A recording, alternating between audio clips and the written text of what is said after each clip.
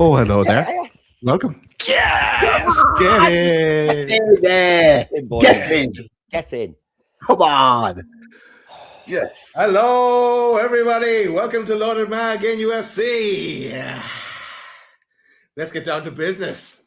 This is a reaction show to Chelsea versus Newcastle United. And you'll notice there'll be some shades. That is what Sorry, Dan. We win. Oh, Dan might be with us tonight with regards to this, but I think he will be. we don't feel bad about it. I think we he do will. not feel bad about it at all. He will. I have a feeling Dan might be in the team photo. You never know. Watch his space, Dan. Right. Boys, how are we?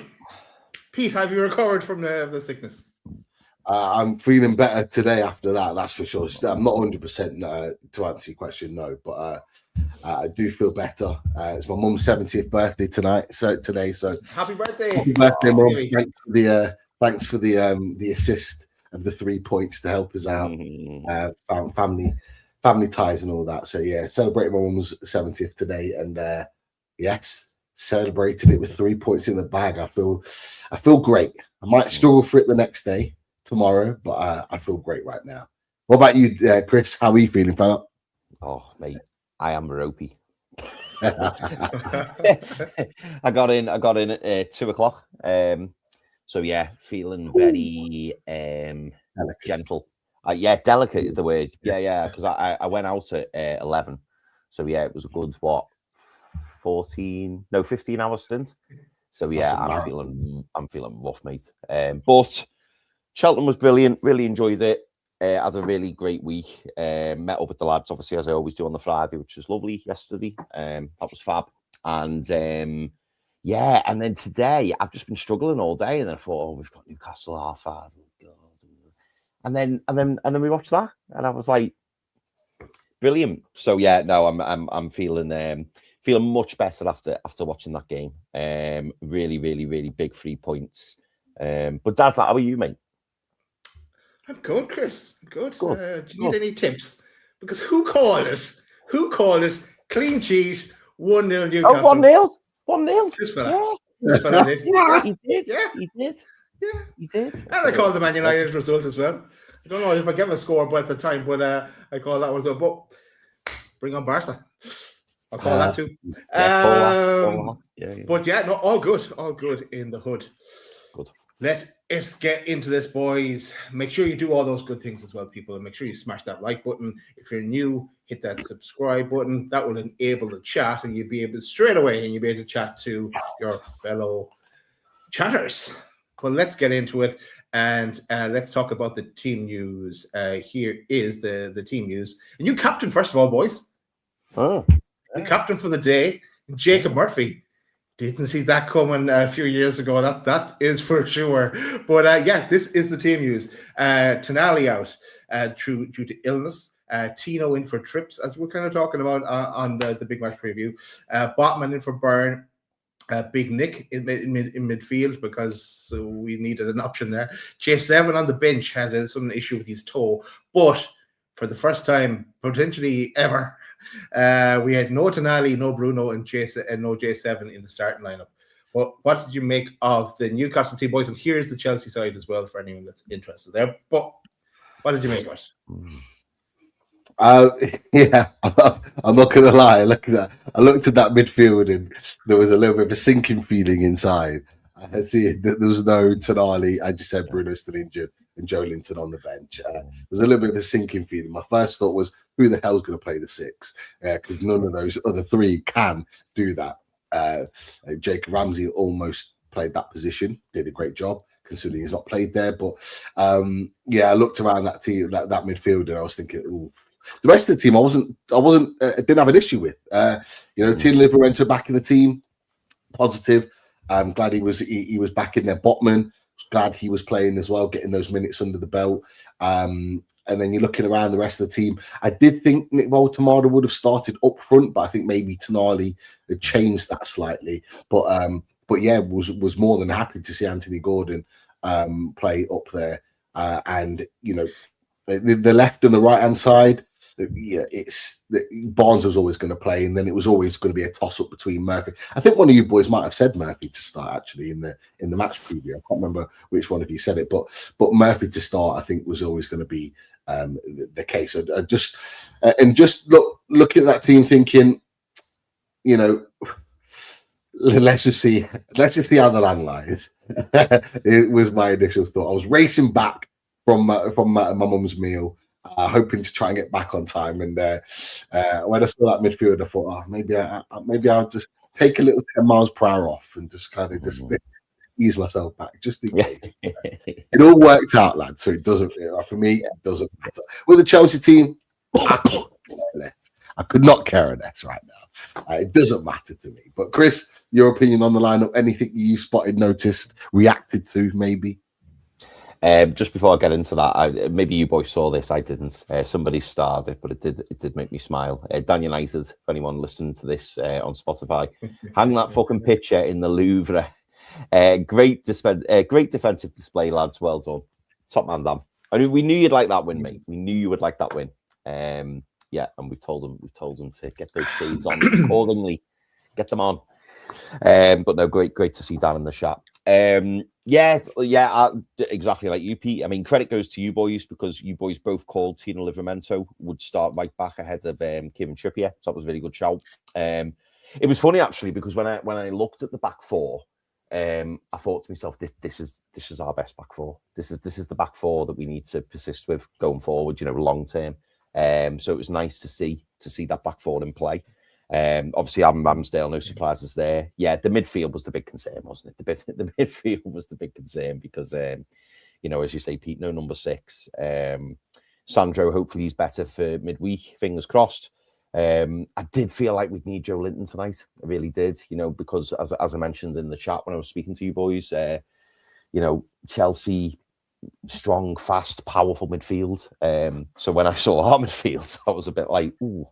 Not quite sure where we're going to go with this, but yeah, Harvey Barnes starting on the left, Gordon through the middle, and I thought Anthony Elanga was unlucky to miss out, but I was willing to, give Jacob Murphy the chance, and obviously he got the armband, so that was going to get the extra 10-20% out of him. So now, no complaints with the lineup, and we were kind of forced into it a little bit. But as I say, credit to you boys for the Tino shout because seeing Chips on the bench just made me think, yeah, do you know what? He's, he'll have a great chance of starting against Barca at the Camp Nou in the midweek. But let's see. But no, yeah, I was where I was with the lineup. I thought, right, well, let's just see how we get on. Yeah, absolutely. Well, No, same concerns as you boys. Is the midfield was what I was worried about. I was happy that our backline. Yeah, that's the backline I want going forward. But if at all possible into next season. But yeah, I've even automatically put Burn in there in my own notes. Botman. Sorry, my own. Private moment there. Okay, right. Immediately, as you can see, this is going to be a bit of a concern, and there's uncertainty in that midfield. Jacob Ramsey trying to find himself in that number 6 position, and Big Nick looked a bit lost for the first couple of minutes for me. 8 minutes in, and Fofana heads over from a Chelsea corner. 13 minutes in, Cole Palmer cuts through the midfield and blasts over. I wrote down here, this midfield is not working.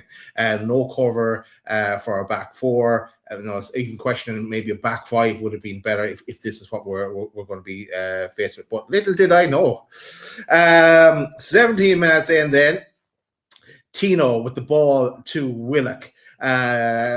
Great ball, great run and ball by Tino, and Willock unselfishly passes it to Gordon with the finish. And yes, there's a few pictures on that. There's Gordon with the finish, with the tap in really, but Willock, it was Tino's run that made this one, and a gift for Gordon. Willock was onside, even though I didn't even celebrate this goal because I was sure Willock was offside. But it was against the run of play as well, boys. What did you make of Gordon's goal? Chris, go for it, mate. Go for it. Go for it. All right, mate. Yeah. Yeah, it was like you say, Daz, it was a great run and through ball from Tino Livramento. And do you know what? We don't see enough of that from Tino Livramento. And clearly he's got it in his locker. I mean, we're so used to seeing it on the left-hand side from the likes of Lewis Hall. That's a ball Lewis Hall would play. It was a really, really good pass. And it just split Chelsea's midfield completely. Straight through to Willock. Willock makes a great run. I have to be honest, boys. When I watched the replay the first time, I was thinking, why is Anthony Gordon took a touch there? Like, what was it? Why was he trying to control it? But then when I saw it at the other angle, it wasn't as dodgy as maybe at first looked. He did have it under control. I agree. But at first, I was like, "What are you doing? Just hit it," because it wasn't like an aggressive ball over from Willock. It was just a slide pass over. And you just think he'd just put it away, but for some reason he thought, I'll take a touch and then I'll put it away. But it looked like he was trying to get his feet sorted. But anyway, it was false alarm. It was a really, really smart goal. I'm trying to think at the time, did I think it was against the run of play? It probably was. I think it's fair to say it probably was. Chelsea, without looking too threatening, at the time to me, had a lot of possession. We looked quite controlled, I thought, but that moment from Tino Livramento just put us on the front foot. And then because we took the lead, it was like, right, we've got something to grab hold of here, which we haven't seen all that often this season. But no, it was a fantastic move, and credit to Joe Willock. Credit to Joe Willock, because he still has a lot to do. And Anthony Gordon there to bag yet another goal. And yeah, it was at that point I'm just thinking this is such a confidence builder for next week as well. But yeah, 1-0 up, and I'm buzzing at this point. Pete, your thoughts on the goal? I thought it was a superb counter-attacking goal from Newcastle United. That is exactly how Newcastle United, in my opinion, set up to play today. Is to soak up play and hit Chelsea on the counter. You only have to look at Chelsea's performances this season at home when they've conceded goals. It's been on the counter-attack. It's been winning the ball in our own defensive half and springing an attack because they just couldn't deal with it. Some people will say it's poor defending on Chelsea's part. I thought it was excellent running and spatial awareness from Willock to make the run in between the lines. I thought it was a brilliant ball from Livramento.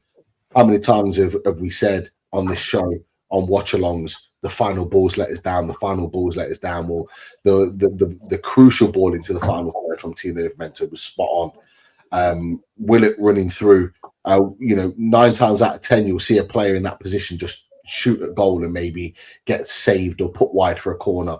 But to have the intelligence in that moment to put that ball to the side for a teammate for a tap-in is exactly what you need. It might seem easy, but it's not. The pass wasn't the greatest, which is why Anthony Gordon needed the touch, is what you alluded to, Chris. But I have to say, Anthony Gordon, superb stuff. Honestly, I have to say that guy. I'll talk about him a little bit more in a bit, but Anthony Gordon, the yards that he makes up to get into that position is just. This is why Eddie Howe plays him in the striker's role. Watch Anthony Gordon in that 98 minutes today, and that is why he starts up front for Newcastle United. We can argue till we go blue in the face about Nick Multimana, but that is why he plays Anthony Gordon. He was absolutely superb. Go watch that ball. Watch that. Anyone that's not properly seen it, go watch that goal back and watch the amount of yards that he makes on the centre back. He starts at least 5 yards behind him. He makes a dash and he sprints and he ends up 5 yards in front of him to get on the end of that tap-in. That's a player that was determined to get on the end of that, determined to score a goal. And honestly, for me, I'll say it now, one of the best striker performances I've seen from a Newcastle United striker today in Anthony Gordon. He had absolutely everything. He was superb. I'll talk a little bit about it more in a bit, but I just wanted to say Anthony Gordon gets massive props from me today, but not just the goal, but for the will, the determination to want to get on the end of it, to want to score that goal, to tap in, I don't care, but the determination to, I think it was Fofana. Fofana's not slow. The fact that he leaves him for dead and he's determined to get on the end of that ball to score that goal. That shows me everything I needed to know about Anthony Gordon. His attitude might be questioned sometimes. I may well question it. We may well question it. I cannot question that today. He was superb. So spot on, Anthony Gordon. Great goal from Newcastle United. And yes, in that small moment, it might have been against the run of the play. But actually, I thought Newcastle were the better team up until that point. I thought we were the better team. I thought we moved the ball around better. I thought we created more of the better opportunities, whether half chances or not. So I thought it was just deserved, really. I thought we deserved to take the lead in that moment. And yeah, I was absolutely buzzing. But that's anything to add on that goal? Your reaction? What was your feelings when that ball hit the back of the net? As I said in our chat, my honest reaction is this is going to be given offside. I was absolutely certain that Willock was going to be offside. So I didn't actually celebrate because I think I was a bit in shock as well, because for me, I thought about Chelsea because the whole midfield thing was there. This midfield is going to cost us today. I was surprised then because that we cut them right open. I just hope we can get the Thomas Tuchel a season ticket for St. James's Park, because the boys turn up when he's in the stands. And I know it was at Chelsea today. So, and to Deck were there as well, by the way. Anyway, let's move on. Chelsea picking up some yellow cards. Chelsea with a lot of possession after that then, but Newcastle looking the more likely to score. 33 minutes, Willock does well to win a corner. The ball was practically gone out, but he kept it in and has a shot and wins the corner. 34 minutes, penalty check. Reece James on Malik Chow, who brings him down, and VAR had a look, and also the ref had a look. At the time, he says, "No penalty." Can you see that picture? That was really weird. That's one of the weirdest things I've seen. Yeah. Couldn't get my head around that. It was not good. So Chelsea get away with that one. 36 minutes, Palmer with the shot, a good save from Ramsdale. 44 minutes, with Thomas Tuchel in the stands. Gordon who has played a blinder, linking back to what you were saying, Pete. Good. He's got his goal. He's got his tracking back, getting a foot in. It's been a busy week for him with Cheltenham and Barca midweek as Anthony Gordon. 47 minutes, a shot from Ramsey that took a deflection and it was saved. But half-time, boys, that got us to half-time. That was a save, actually, from Ramsdale. Half-time, 0-1, Newcastle with that lead. Thoughts at that point in the game, boys? Go for it. Delighted. Absolutely delighted. As you say, Daz, I think Chelsea held a lot of possession and seemed to kind of, I wouldn't say it be in control, but they just dominated possession. But I still felt that Newcastle were on top. And I tell you what, maybe towards the end we need to talk about Mr. Palmer, because the commentator was doing his very best to big him up, and throughout the whole game, again, I'm just looking at him thinking, where's this player gone? Where's he gone? Couple of tame efforts at goal, and the commentator was trying to make out, like it was world class, and it was like, really? But no, I was absolutely delighted at half time, as I say. To go in 1-0 up, I was particularly pleasing, and I just hoped, as I always do, I wonder, what we're going to see when we come out second half. What are we going to see? What's it going to be like? But I absolutely delighted to go in at the break. I also, Daz, by the way, I also felt I felt like we'd been a little hard done by with that penalty shout with Malik Chow in the box with Reece James. Yeah. Because and I think the only reason that they didn't give it, or that VAR didn't recommend he go and review it, was because Malik Chow had hold of him as well. But Reece James is all over him in the box. He's all over him. And you've seen penalties given this season for that. He's not even got his eye on the ball when it comes in the box. Not even got his eye on the ball. So I thought that was quite fortunate on Chelsea's part. But yeah, half time, really pleased. I'm just hoping that we come out second half and kind of continue it. But yeah, also not always expecting it as well, because we know what we've seen from Newcastle this season. What was your thoughts, Pete, going into the half-time? Were you thinking that Eddie was going to switch things up or keep it the same, or what was your initial thoughts? I was delighted at half-time. I wasn't really thinking too much ahead at that point because, as you boys will know, we've been through them, ran through them quite a number of times this season, where we score a goal and then we're on the back foot and end up conceding. And that was my worry, is that 18, 20 minutes in we score and it's a case of, right, okay, are we then going to just go and concede one and then eventually concede the game? But you know what? I was delighted with the reaction of the players. The reaction of the players was, right, what we have, we hold here. We're not going to let this go anytime soon. And it wasn't a case of, right, let's sit back and 11 men behind the ball. At times we had to do that when Chelsea players forward. But what I loved about it is that we still had that threat on the counter.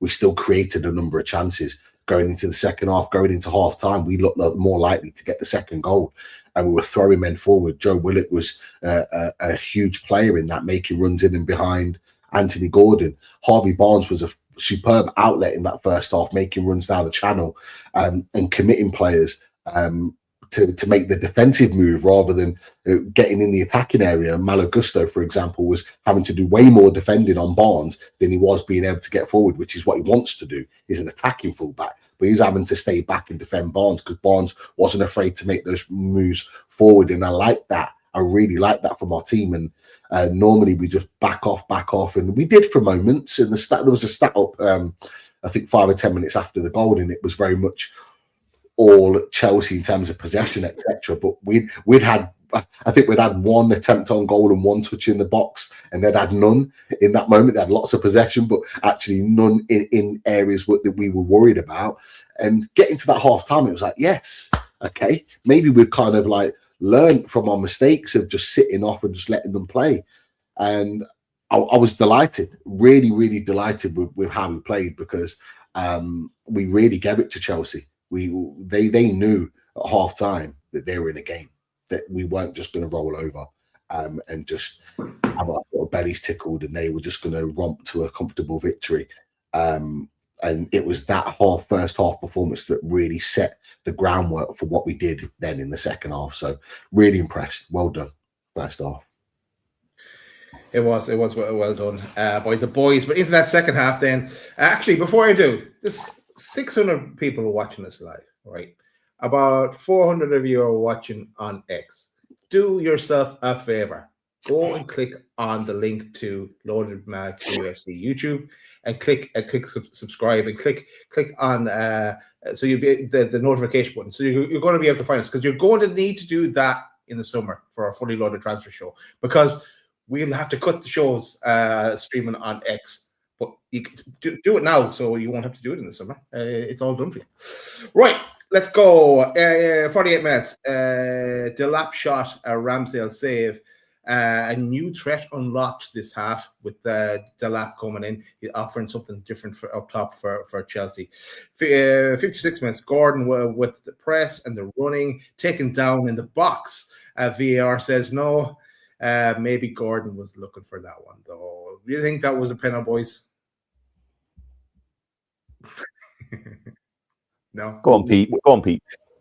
You talk about the Baltimore, the Palmer one? No, Gordon, around the 56 minutes, where he runs at the keeper first, and then it's past the defender, and Fofana stumbles, and Gordon is nearly in, but it's tame enough, really. It's a penalty for me. I did touch on the one in the first half. They're both penalties. For me. Touch on really quickly the first one.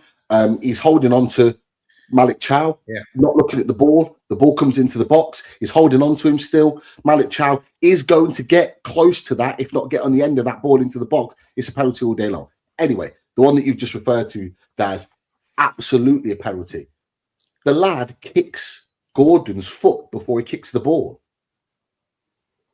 When are you allowed to just kick a player and it not be a foul? Yes, he might get the ball, but how many times do you concede a free kick when you win the ball, but you take the man as well as the ball, but you still concede a free kick? It's the same rule applies in the box. Gordon gets there first. He kicks the player and then gets the ball, a little bit of the ball, but so does Gordon. Gordon gets there first. It's a penalty. I'm not being funny. But if that's the other way around, and that's Cole Palmer, and that's Liam Delap, or that's Enzo Fernandez in the box, and he gets kicked by Sven Botman, but Botman gets the ball afterwards. They are pointing to the spot, and they're not even thinking, they're not even giving it a second thought. But again, Newcastle United are on the receiving end of decisions that are going against us. It's a continued cycle here. It's a continued cycle with Newcastle United this season. The amount of decisions that we should have had that we haven't. Let's not forget, not long ago at St. James's Park against Chelsea, Anthony Gordon had a blatant penalty not given to him. That's true. That would have won us the game. So this is it's not new. There's historics here, and it happened again. We should have had 2 penalties today. Absolutely, it's absolutely ridiculous. It really is. They gave more airtime to the other potential penalty shot that you're probably going to talk about in a second. Yeah, more than we'll get that one. That one was way more of a penalty than the one you're going to refer to. That the one where Nick Waltman should have had a free kick. Never mind that now. But anyway, let's carry on. Let's carry on. 59 minutes. João Pedro shot deflected for a corner. 62 minutes. Big Nick tackle on Cole Palmer. It was only 6 minutes after that. Big Nick tackle on Cole Palmer. Palmer already fouls Nick Waltman, and no penalty. And says the ref and verified by VAR. But yeah, that was a free out more than anything else. Definitely wasn't a penalty. And yeah, they did go to town on trying to big up that one. Newcastle under some slight pressure there, but they're currently handling very well. 65 minutes, big Nick off at J7 on. Good sub at that time. That definitely needed to be met then. 68 minutes, Gordon with a shot well saved by Sanchez. 70 minutes, Malik Chow with an excellent tackle to block out a Delap shot. Then some subs in 76 minutes. Byrne on, Willock off, Alanga on, Murphy off. Newcastle go to 5 at the back. So Chris Sutton thought, friend of the channel, Chris Sutton, thought Trips come on as well. But no, he wasn't there, Chris. Calm down. We told you Newcastle. 81 minutes. Gordon shot straight at Sanchez. 85 minutes. Delap header wide of the post. 86 minutes. Barnes... Barnes' touch, it was a great little touch actually by Barnes, takes it away from an impending Chelsea shot. So well played, Barnes, there. 8 minutes at a time. What have we learned here? What have we learned, Newcastle, from all this season? Have they learned their lesson? Yes, they have. 92 minutes, Reece James free kick goes wide of the post. Then Sky decided to take away the scoreboard and the time. We didn't know what how much was left in the game. João Pedro had a header over the bar. This header went over the bar. But full time, 1-0 Newcastle. Clean sheet for Newcastle. Happy days. Yes. Boys, thought of that second half and ultimately the win. Go for it, Chris, go on, Pete. Look, no, go on, mate. Go on. I'm just absolutely delighted with that win. I think we talked about it after the Barcelona game. We were so proud of the boys on Tuesday night, and it was a case of, can we continue that good feeling into Chelsea on Saturday? Well, we absolutely did. We took that good feeling, albeit disappointment at the end, but that good feeling, we took that into the game tonight, and I thought the performance was absolutely superb from every single man on that pitch. Firstly, I'm going to shout out Malik Chow. Malik Chow would have been absolutely distraught from giving that penalty away, which is why no one's really hammered him, because they know he's a top defender. They know he will bounce back from that, and boy did he bounce back from that today, because I thought he was absolutely immense as a defender. That's the type of mentality I want for my players, is that they don't let those one decisions, those one moments let them down. They shake it off, dust it off, back again, back to their best, and Malik Chow was absolutely back to his best. So he needs his props today because I thought he was absolutely sensational. I thought as a unit, we were flawless as a unit. I thought as a unit, the defense to the midfield, the distances were absolutely spot on. There was no one that could break the lines. Cole Palmer ended up having to go out wide right to find his positions to be able to get onto the ball because he was getting no joy in the centre because Ramsey was there, Willock was there. When Joe Linton comes on, he's there. Nick Voltemade at times was there. But Nick Voltemade, brilliant in midfield, not a midfielder, was very, very good today for the 60-odd minutes that he was on the pitch. Thought he was very good. I thought the distances were absolutely superb. I thought the attacking three were brilliant in terms of springing the attack, causing problems. Jacob Murphy with his ability to get balls into the box. Harvey Barnes with his spinning and his running in and behind, just constantly asking a question of the defensive line and constantly questioning them whether they should go forward or stay back because he was playing in between the lines. And Anthony Gordon, I've talked about before about how brilliant his performance was. Everything about the team was absolutely spot on to go away and put a performance in like that.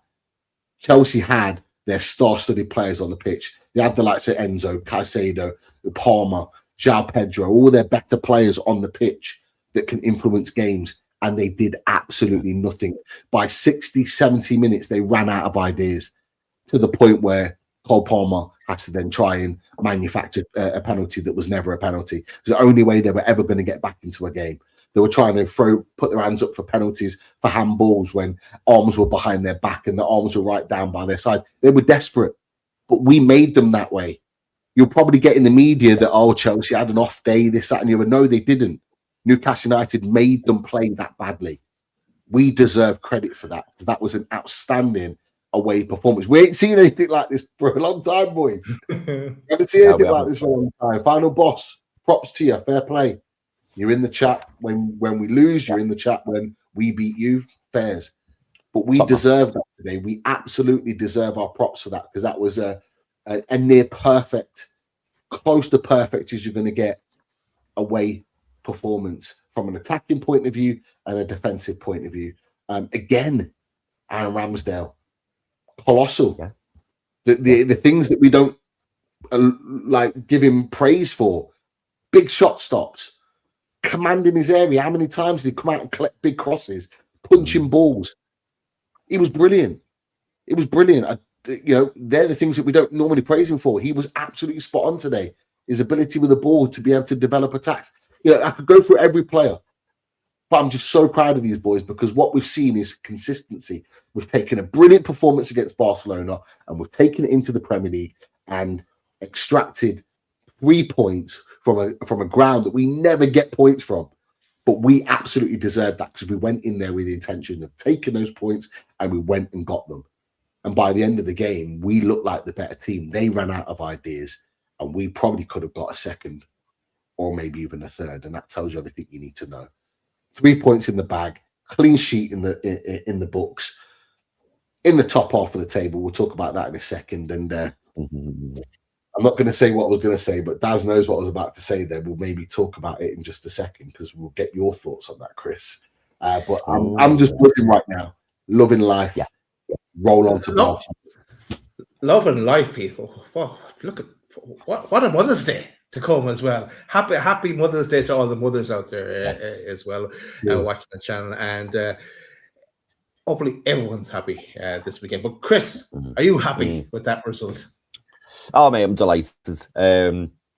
Tinged with as always this season, thinking of what if we'd have seen this all through the season because we know these boys are capable of it. But I think if I rewind back to just before kick-off tonight, I'm looking at that team and I'm going, we have got some really good players, but we're missing some big players. The likes of Bruno, the likes of Tonali, the likes of J7. And I'm thinking, can we deliver? And we absolutely did. And it was great to see. Pete's already given the shout out, and I think it's absolutely right to do that. Anthony Gordon, is the obvious one, but Malik Chow this evening was just outstanding. absolutely outstanding, and it particular props to him because as Pete mentioned earlier, he made that colossal mistake, didn't he, against Barcelona, which is easy to make. Obviously he's desperate to defend. He doesn't want to give away a penalty, but you have those split-second decisions, and afterwards you think, oh, why did I do that? But he's bounced back from that absolutely superbly tonight. And yeah, I'm just honestly, I'm just absolutely delighted. And I must admit, boys, I did look at the league table. And there is a couple of questions in the chat, and I was like, oh yeah, we might go there later. But yeah, no, it's nice to be positive. It's nice, to not have your weekend ruined by a drab performance or a disappointing result. Because tonight we got a fantastic performance and we got a fantastic result. So it's game on, boys. And I'm absolutely made up, and really pleased for Eddie Howe as well. Because he's got 3 massive wins now, massive wins. Win against Man United, draw against Barcelona, which should have been a win, and then he said win because it should have been, and then obviously this performance tonight. So yeah, I'm actually really encouraged going into next week, and I'm really looking forward to the Barca game now. Before we go look at the team photo, just a quote in from Eddie Howe via Jordan Cronin from Newcastle World. Eddie Howe's thoughts on the win versus Chelsea. That was such an important victory, and what we have with what we have coming up ahead this week with the 2 massive games. It's great to go into those games with the good feeling that we have. I thought the mentality, the effort today was very, very good. You mentioned the mentality and effort. Right, but let's look at the team photo, boys. Let's look. Lean in, everyone. This is where you lean in. Love it. Love it. I love it too. Love it. We don't have to lean in too much there, do we? It's quite a zoomed in one. Yeah. Decent. Got a change. Chow in the middle. I like that. All right, Boys, I have a question for you. Go for it. Do you think I could just stick Dan United in there beside Eddie Howe and send it to Dan Potts? Would anyone notice? Might do that. Bit of Photoshop. Squeeze him in there. There's a little gap for him. There's a gap for him. There's a gap. Yeah, you have to have shades on though. But yeah, no. Great to see everyone celebrating, and we always love those. Look who's beside Eddie Howe, Alex Murphy. I love it. No, it didn't get his chance today, but he will get his chance again. Love those pictures. Hopefully, with another one coming on Wednesday night. That would be sweet. Right. Where are we going next, boys? Do you want to go some comments and questions? League table? Yeah, let's do it. Oh, league table. Get the league table. Let's do the league We table. don't get many chances to do this, so let's roll it out while we can. I forgot. Yeah, we used to do the league table, didn't we? Yeah. We gave that up for a while. Let me find it. Where did it go? Here it is. And I'll zoom it up a bit as well so you can see it. So there we are, sitting in 9th spot. I zoomed up too much because I can't see that. So with another win under our belts. So we're ahead of Bournemouth and Brighton and Fulham and Sunderland. Hey! So yeah, and we're looking up, boys. Hopefully we're looking up now towards Everton. We're only a point ahead of us. To Brentford, who have a game to play, but are 2 points ahead of us. Then you're into trying to chase down some of the big guns after that, who have a sizable lead. But hey, it's 6 points, I suppose, between Chelsea and Newcastle now at this stage. But thoughts on the league table? I'm just glad to see us at the top half of the table again. We're sick and tired of seeing the top 10 and there's not really being it. I was a little bit worried when Everton were getting wins, Brentford were getting wins, and the gap was starting to get a little bit wider. But that win, unexpected win for a lot of fans, will give maybe renewed hope, certainly for European spots, because look, we're in 9th at the moment, a point behind Everton, 2 points behind Brentford. Yes, they've got a game in hand, etc., etc. But it's not out the realms of possibility that one of the top teams wins the FA Cup. You got likes of Chelsea, you got Man City, you got Arsenal still in it, for example. Liverpool, I think, still in it. And so if they do, it opens up 8th spot potentially for European football, and that's the Conference League. Yes, people have their opinions about the Conference League, but I just want some form of European football this season. We have to get minimum European football, so it just opens up an extra space and gives us an extra opportunity to hit the target that we want, minimum target it should be, which is European football. So we're getting ever closer. We've got an opportunity next Sunday if we leapfrog the game at the new camp. We've got the opportunity next Sunday to put some real daylight between us and some of the teams below us. Obviously, without naming them, the unwashed. If we beat them next Sunday, then we can get some daylight between us. And what it does, it then asks the question. You only got to look at the league table. Everton have got Chelsea next. One of them is dropping points. So if we go and do our business next weekend, it asks more of a question of both of those teams. Because, say, for example, Everton win and beat Chelsea, we're only 3 points behind Chelsea, so it brings the pack even closer. So you're asking then more questions there. And let's be honest, you look at that league table, they've only won one more game than us. Chelsea be sitting in 5th position right now. They've won 13, we've won 12. They've only won one more game than us. If you lay it all out, the losses that we've had, the poor losses that we've had, the West Ham, the Brentford twice, etc., they're the ones that have cost us. Because otherwise we would be right in the mix for a Champions League race. There was no doubt about it. Even with just those results that I've just mentioned, we would be in the Champions League race, which is frustrating. But look, it is what it is. We've put ourselves back in the mix with a big win. But again, like we did against Man United in the last game, we've done it again today. We need to carry it on and start putting performances on a regular basis in the Premier League and back-to-back wins in the Premier League. Now let's make it 3 in a row next Sunday.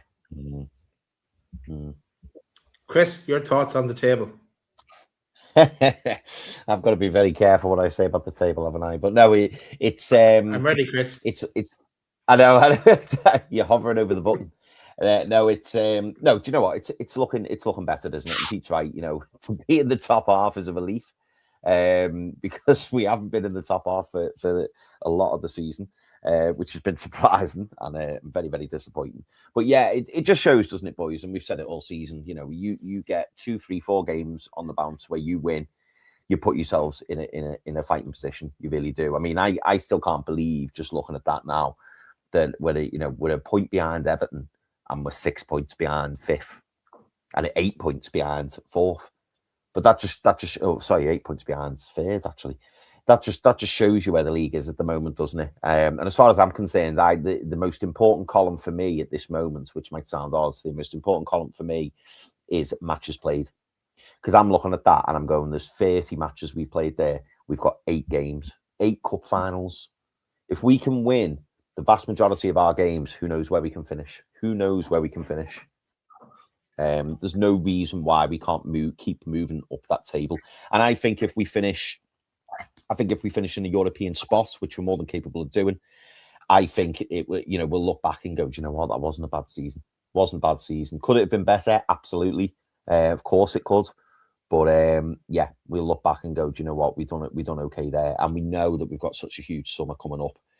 So for me, it's all about those 8 cup finals in the Premier League. That is what we need to focus on. Here he is. Here he is. Go on, Zua, Chris. Go on. Talk us into it again. No, actually, very better off that you don't. Okay? Every time you have, it's falling apart. So I know.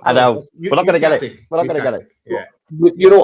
Chris, you made a really good point there. I just wanted to touch on it because you talked about if we end up getting European football, we'll say, it's not been a bad season, or everyone, us included, has talked about how bad this season's been. If we end up in one of our worst seasons since a takeover with European football in our back pocket, whatever way that looks like, Doesn't that tell us where we are now as a team, that we can have a really bad season where we've dropped off in the Premier League but still pick up European football?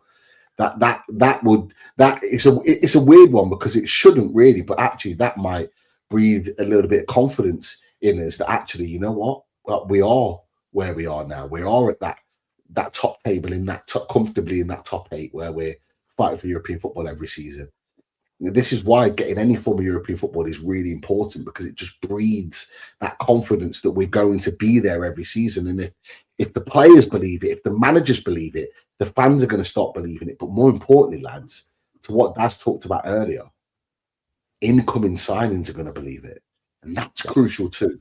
If they know that we're always going to be in that mix for European football, and minimum we're going to pick up European football, then they're going to go, yeah, they're not going to drop out anytime soon. And with the money behind them, if we keep getting European football, we're only going to go one way. And yeah, I want to sign for you because I want to be a part of that. And that's going to be a big selling point this summer.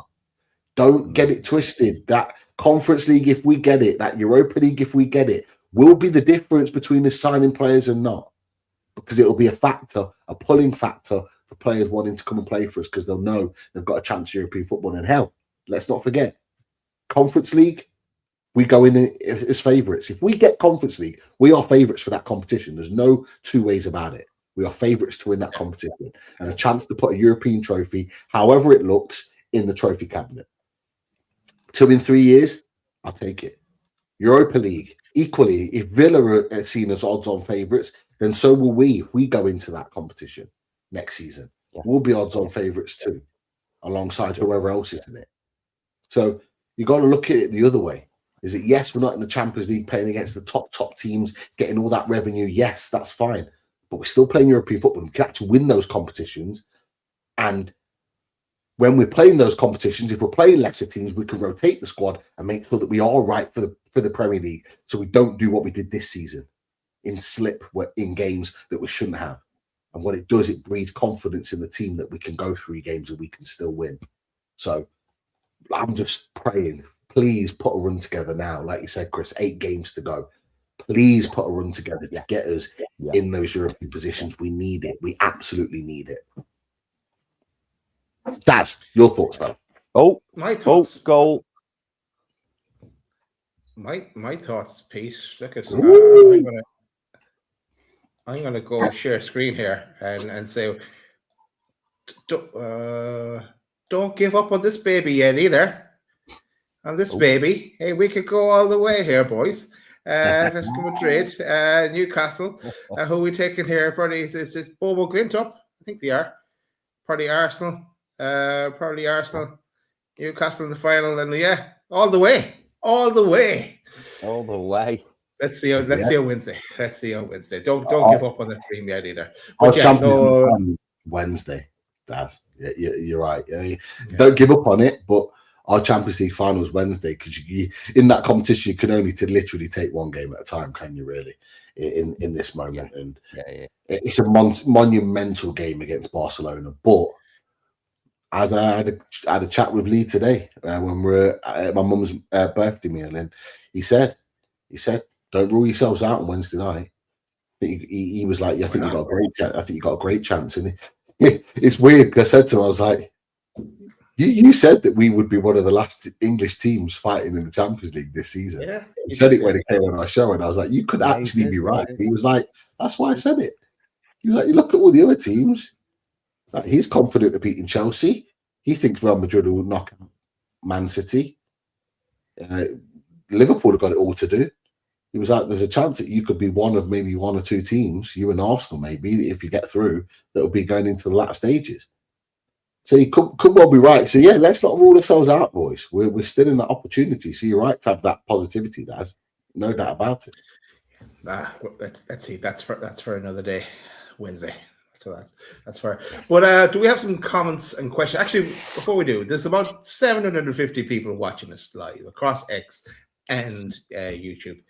You know what to do. Get yourself over to YouTube and hit that like button and subscribe as well. And come watch us there as well. Why not? Big things coming on the channel. And as Pete says, the only way is up for Newcastle. The only way is up for Loaded as well. We're going somewhere too. come with us. Come join us.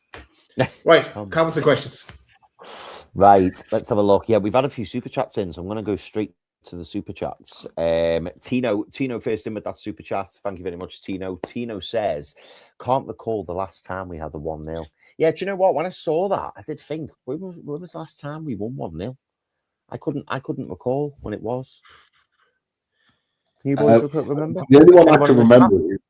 The only one I can remember is Wolves at home, Baltimore's debut, where he bagged the winner. Yes.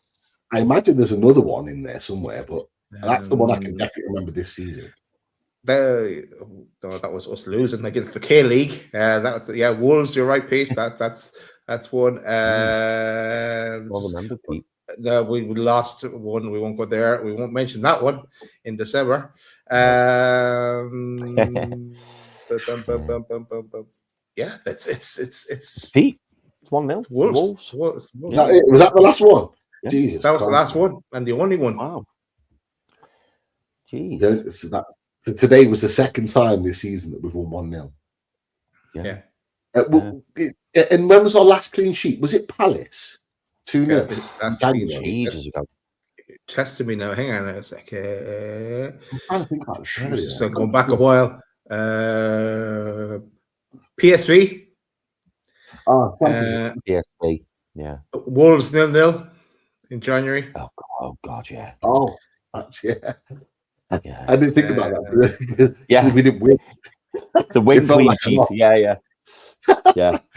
Okay, yeah. Spurs. There's another one in the League Cup, 4th round against Spurs. Benfica is another one. October, yeah. Nottingham Forest was one as well. Union whoever those guys are. Remember in the Champions League? Yeah. Bournemouth was 0-0 as well. The Wolves won again. Obviously, Leeds 0-0 in August as well. Jesus, how do we draw at Leeds? That was desperate. And 0-0 with Villa, the opening game of the season. Been a few. Jesus. Yeah, bloody hell. Not Hopefully many 1-0s.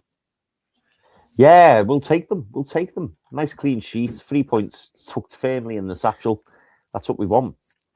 Let me see here. Justice saved 911. Thank you very much for the super chat, Justice saved. I was chuffed with the lineup. Controversial take. That's probably one of our best midfield performances. Yeah, it's an interesting one. Pete, what are your thoughts there from Justice?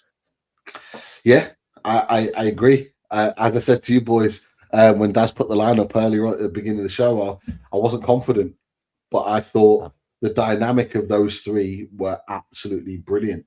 A player that I didn't talk about earlier, I thought Joe Willock was excellent today. I thought he was really, really good. I thought he was so dynamic. I thought he probably covered more blades of grass than any other player on the pitch. He was everywhere. The amount of recovery runs he made to make like last minute little nicks off the ball to take the ball off Chelsea players. He made 20, 30-yard sprints to get there. No wonder he was absolutely shattered by the end of it, because he just gave every ounce to the cause. I thought he was brilliant. He made that running behind, obviously, to get his assist. He was in defensive areas. He just literally did everything. Jacob Ramsey, the lad just impresses me every time I see him play. He just impresses me even more and more.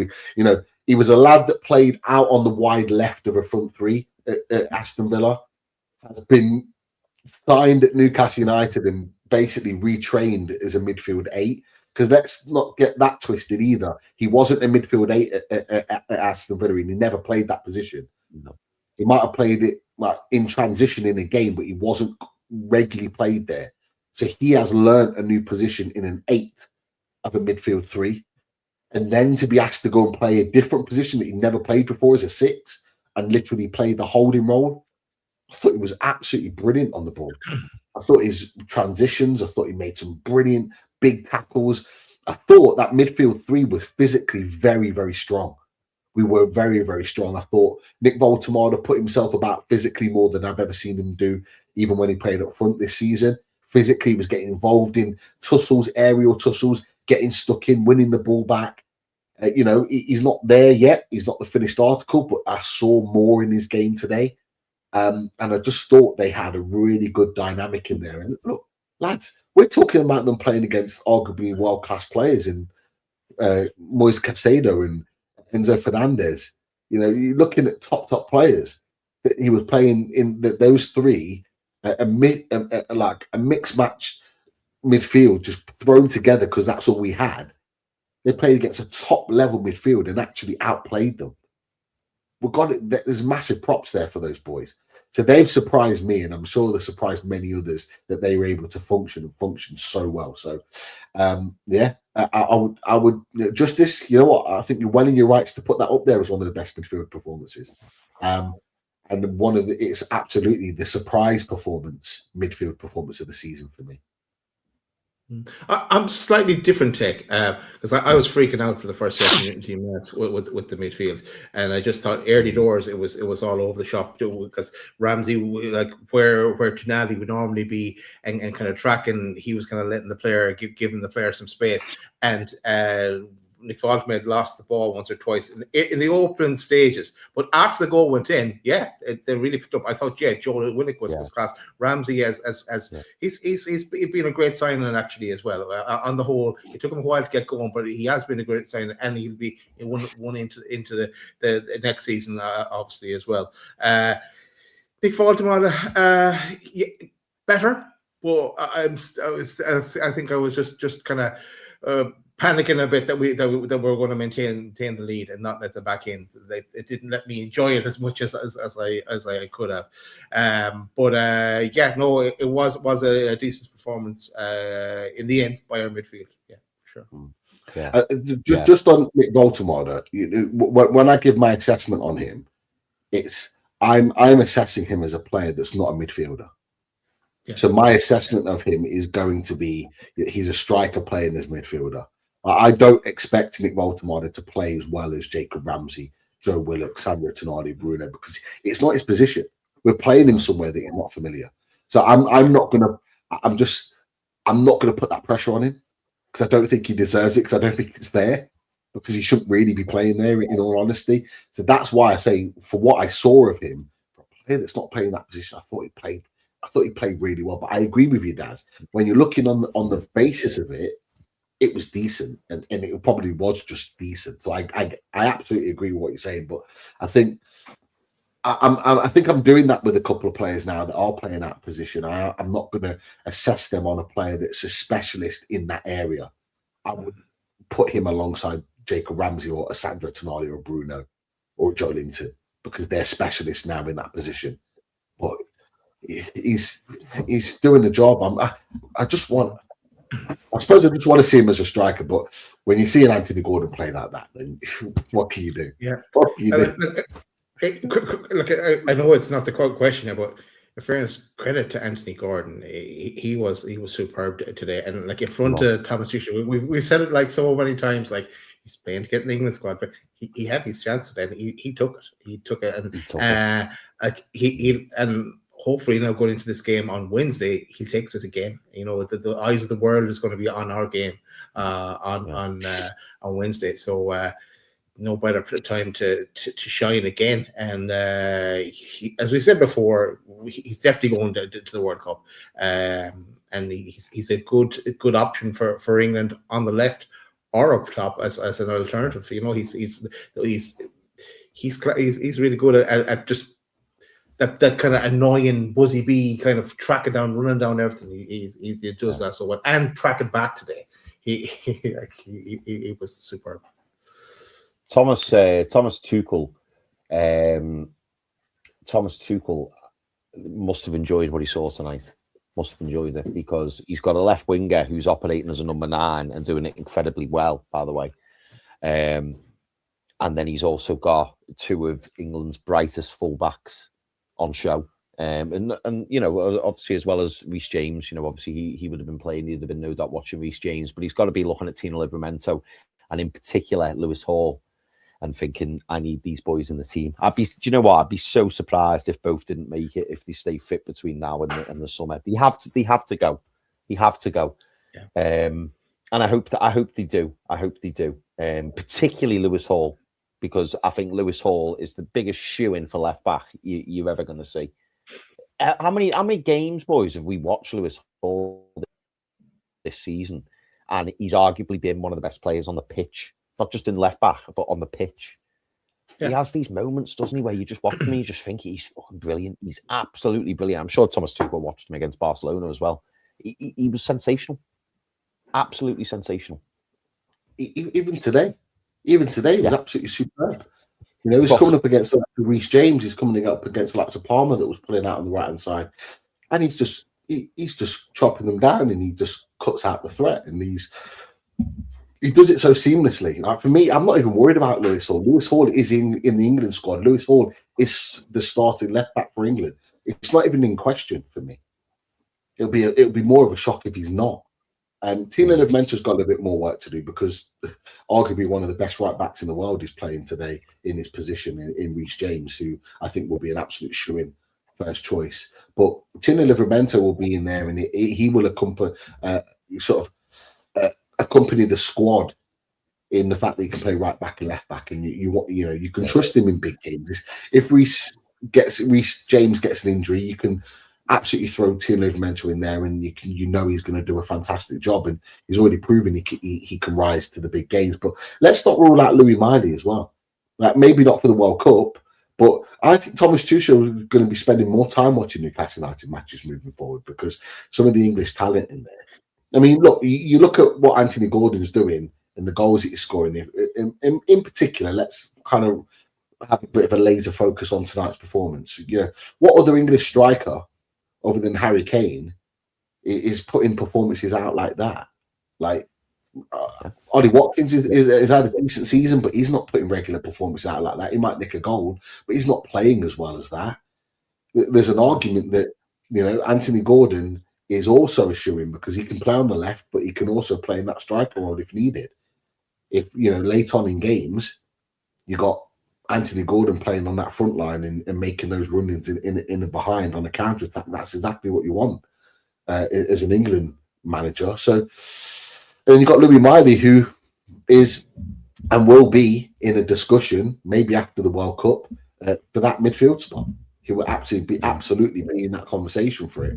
And then hopefully, in the future, with more consistent performances, you've got Jacob Ramsey that maybe will break into the England team after the World Cup, going into next season, if he continues his performance. So there's a lot of English talent there to be looking at moving forward. There is no doubt about it, and it's an exciting time to see those players develop. But the key is you've got to keep them together. You've got to keep them together. You've got to keep them fit, first and foremost. You've got to keep them together playing on a regular basis. So it's exciting. It's exciting to see these players come together. But just one last important point.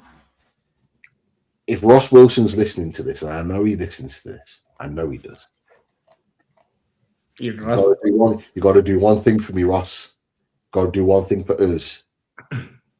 Get Lewis Hall around the table with his agent and get him signed to a long-term contract on a wage that's befitting of the best left back in the Premier League, a wage that's befitting of an England left back, and you need to sign him up till 2033, 2034.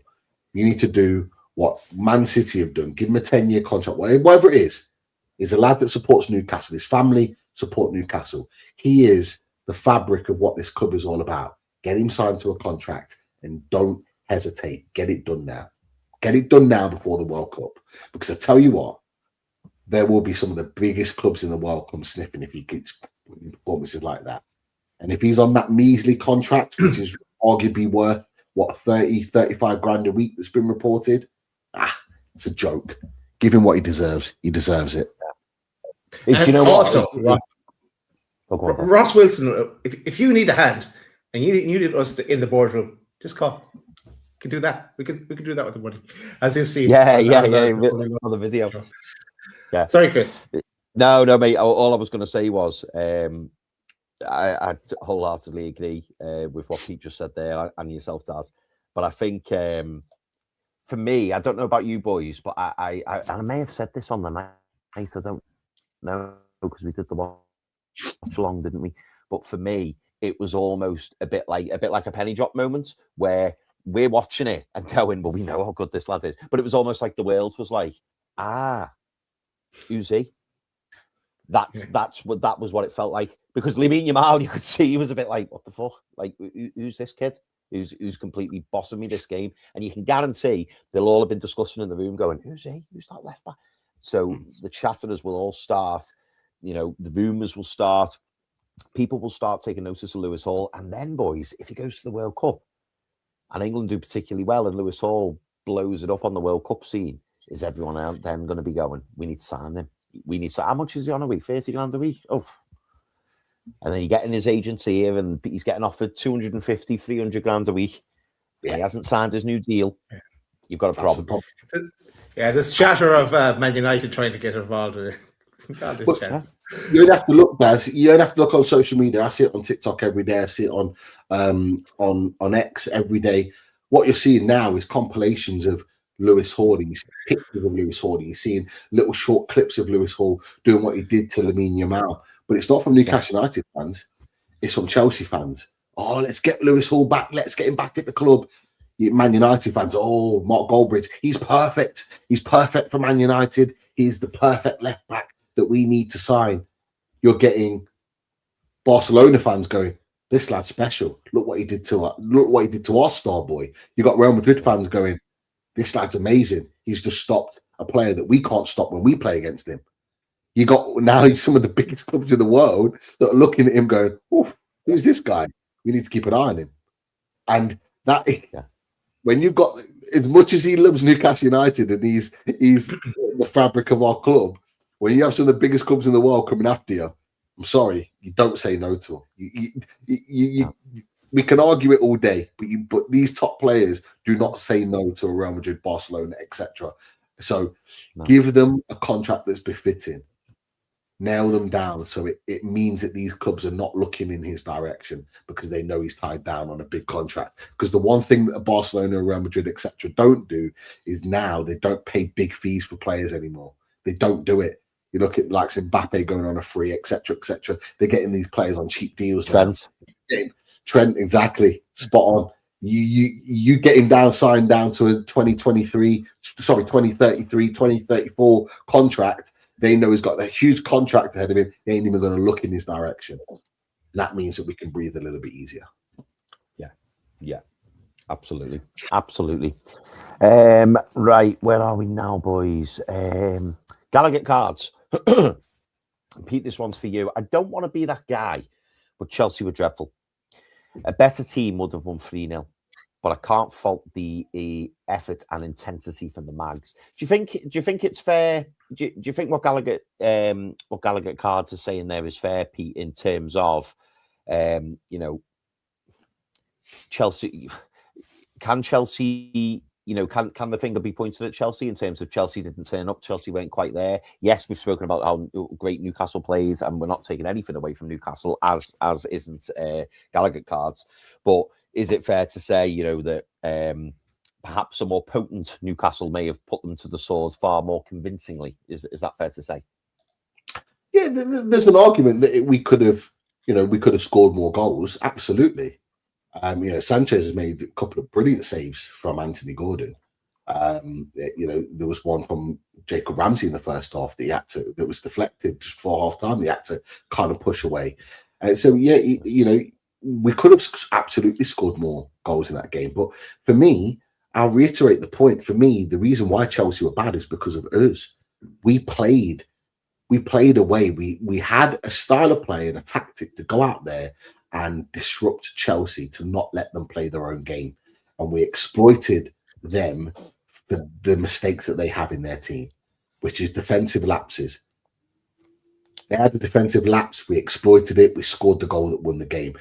We do this sometimes, and we look at other teams and go, oh, yeah, they were crap. But we don't ever look at us and go, you know what? They were crap because we were fucking good. We were fucking good today. We deserve to get praise for that.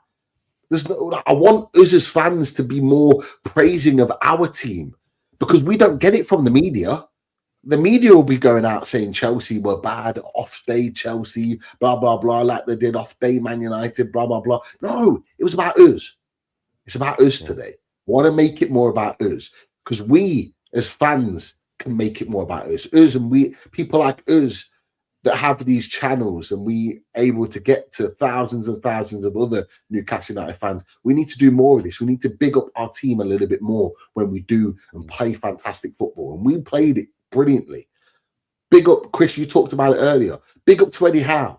He got his tactics absolutely spot on today. He put a tactic in place to go, we are going to go to Chelsea and we're going to play like this and we're going to disrupt them. And here's where their strengths are. This is what we do to stop them playing. And you know what? The boys executed it perfectly. How many times have we talked about, lads, this season where we haven't executed a plan and we've ended up on the receiving end of a hiding because of it? Today, we executed that plan perfectly. That was about us today, not about Chelsea. We made them shit because we played well. And I just want to hold that narrative because I'm sick and tired of the media just bypassing not just us, but even other teams like Brentford that have good games and beat big teams and whoever. It's always about the bigger team not playing well. Well, no, we played fucking well. We deserve the praise. We were the reason why we won that game, not Chelsea. And I just want to hold that narrative because I think it's important in the grand scheme of things. Yeah, no, you make a great point there, Pete. I'm agreeing with what Pete has said there.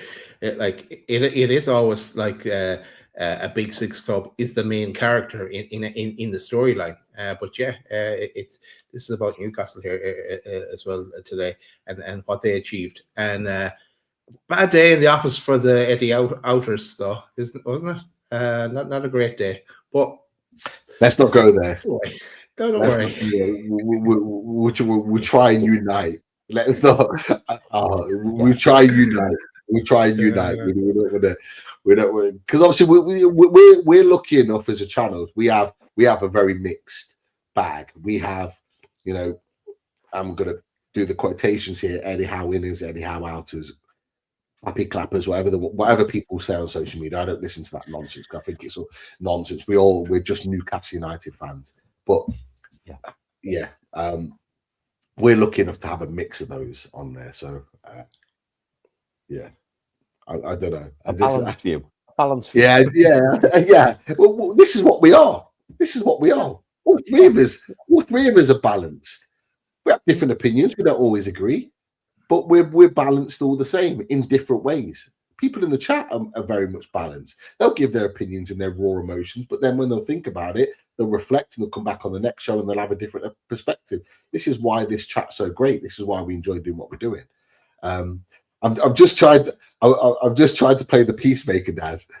You're throwing grenades in there, and I'm just trying to hold the fort, trying to hold it together. Please. We don't do the smashing up things or falling off our chair like other channels. So we have to. This is what we talk around things. We talk about things. And Chris is coming with these devil's advocate questions as well. I love it. That throw us in another direction. I love it. Yeah, exactly. Benny boy, not a question, but a brilliant comment, and thank you so much for the super chat, Benny. Benny says, I was at the game in the home ends. What a fucking result, mate! How did you manage to stay in that home end and not celebrate? Credit to you, Benny. And look no at Bruno, him. no He sticks out like a sore thumb. Look at him there. You spot him a mile away. No Bruno, no Tonali, no problem. The Mackhams lost again. Yes, they did. And hopefully we see another one of them on Sunday too. Fingers crossed. And then we have Irish Tune Assassin. Another you're gonna have to another grenade getting thrown over now at you, Pete. He says, Pete, now you'll have Dan and Charlie mad at you with sunglasses emoji. Are you looking forward to top table talk? Sorry. Race for Europe, should I say? Race for Europe. Both. Let's bring top table talk back now. Let's bring him back. I missed it. We haven't had time to do it for so long. Then we come back and we shades, and then go like, get lost. You only come back because you would. But no. I'm in the top of the table. I think Dan will be with us. I think Dan will probably be wearing the shades on Monday night with us, providing he gets his result. Because we've actually, as he mentioned in the chat earlier, we'll probably help them out. But look, as I said with the Saeed comment previously, Saeed TV done nothing but give me stick all summer about Newcastle United's fade into the transfer market, which is why I put the video out of what I did when his reaction to the winning goal for Asula. The other person that gave me nothing but shit all summer was Charlie. So I do not feel sorry in one bit at all coming out with the shades. I'll be coming out with the shades on Monday. I'll be there, arms out. I'll be big smiles, happy faces, and I'll just be questioning Charlie on everything. Summer, how you doing? Hello, Summer. Friends. Someone and a friend, Ava. 2 friends. All happy with the Newcastle result. Yeah, yes, absolutely. But yeah, I'll be giving Charlie lots of stick. There'll be an interrogation on Monday. Be there or be square. I'll be interrogating him, that's for sure. And the shades will be on. Don't worry about that, bad boy. Tune in for that one. That should be good. And we can do the same. If we put a top table talk together, we can do the same on top table talk too. So keep an eye out for top table talk this week. It may well make a return. Let's see what we can do. And let's make the most of it. Why not? Why not? Why not? Yeah. No, definitely want to look forward to that. And talking of Dan United came in with a question earlier on. Well, first of all, actually, he said they are on, and he's referring to the glasses here. He said, buzzing with tonight. Thanks for the assist, chaps. European football. Is it back on for the tune? So that's the question that Dan's asking. And Daz, I'm going to come to you first for this one, mate. To be decided, I think. I want to see how things pan out on Wednesday. I predict Newcastle win on Wednesday. And we go through, by the way. That's my prediction. Wow. Yeah. And I mean, do you know what, though, Daz? I can see why you're saying that, though, mate, because let's not forget, we got the draw, didn't we? And we said, going to Camp Nou, needing a win to get through, or at least extra time if you take a draw and stuff like that. But let's not forget the performance we put in, boys. It was a great performance. Yeah, it was. The midfield was unbelievable. It really was. In that Barca game. That's didn't give a prediction. He just gave a spoiler. Yeah. You heard it first. I loaded back NUFC. You heard it first. Don't bother watching the game now. Watch the watch along instead. Watch the watch along. We need to clip that. We need to clip that prediction for when it happens, not if it happens. Let's do it that way. Chris, I want you to answer this question. I know you're asking us the question. I want you to answer this one.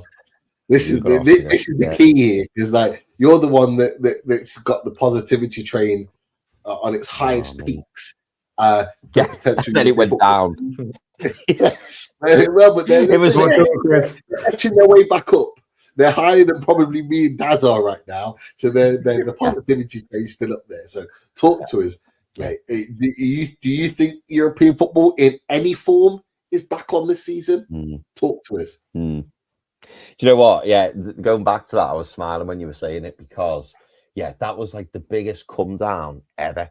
Because I was convinced, I was literally convinced. I was like, no, we're going to turn this around. It'll be fine. And I remember the show when we come on. I forget who the defeat was against, but I remember the show coming on and being like, yeah, you called this ages ago. And it was like I'd come down to your level. I was like, yeah, I was just in like cloud 987. I don't know what was going on because, I then, came to the realization we weren't going to be able to do it.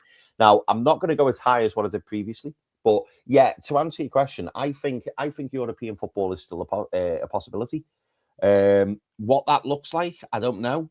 And it's funny because you were talking about, the Europa League and Europa Conference, which is probably, I think it's fair to say, the most likely of the three. That is, being realistic, that's probably the most likely if we are to qualify. Now, Europa Conference, I said a couple of seasons back, I don't want Europa Conference. It'll disrupt us. People in the chat were saying it. And Pete has been banging on the positivity around the Europa Conference. And you know what? It is an opportunity to get silverware. And do you know what makes me more... what I find more appealing about the Europa Conference is looking at these teams that are in it. You automatically go in as favourites, as you pointed out before, Pete. But we would be able to play. We would be playing Alex Murphy in the Europa Conference. We would be given opportunities, to I was going to say, you know, loads. I could probably list a list of players. But mate, we'd be playing them. And so people saying it would disrupt our Premier League. I don't think it would. I genuinely don't think it would. I think it would just allow. It could actually lift the squad in terms of getting the fitness levels ready, being able to try players, giving them an opportunity. It could actually enable us to do that. Now, Europa League, I think we'd have to take it a little bit more seriously. I think when I say more seriously, we'd have to, have more senior players around for the Europa League. However, what an opportunity, boys, to go and win a European trophy and then automatically qualify for the Champions League. What an opportunity. Again, I think if we were to qualify for the Europa League, we'd be one of, if not the favourite for the Europa League. I really, really believe that. Yeah. Lee Jones, he's coming in to say, so to answer the question, to sum all that up, to answer the question, yes, I do believe we can qualify for Europe. Will we? That's the biggie, isn't it? It just depends on the 8 cup finals. It depends on how we play in the last 8 games.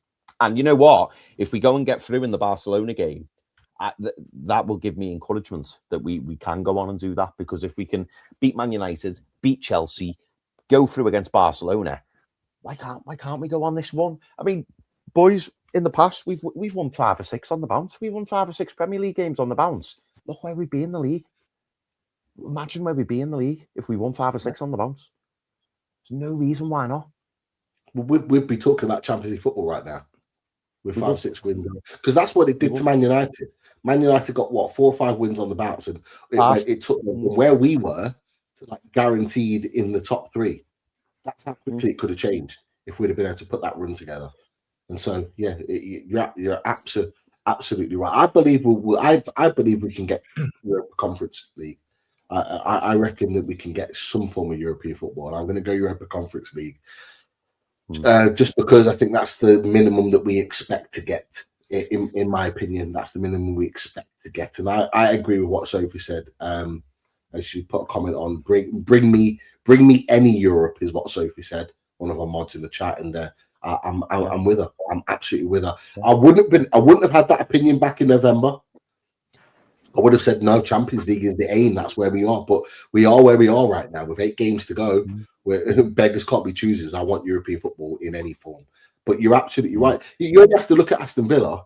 I think it was one of the games in the group phases where they were where they brought on one of their young academy players, one of their forward players. I think he might have gone on loan to West Brom now in January.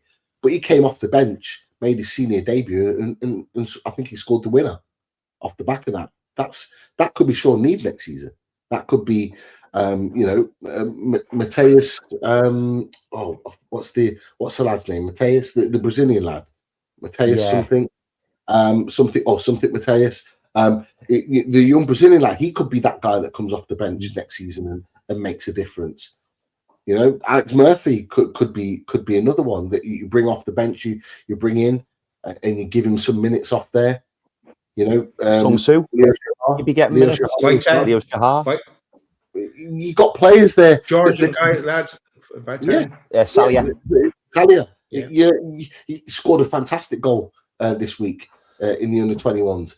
There you go. That's how you beg your players through.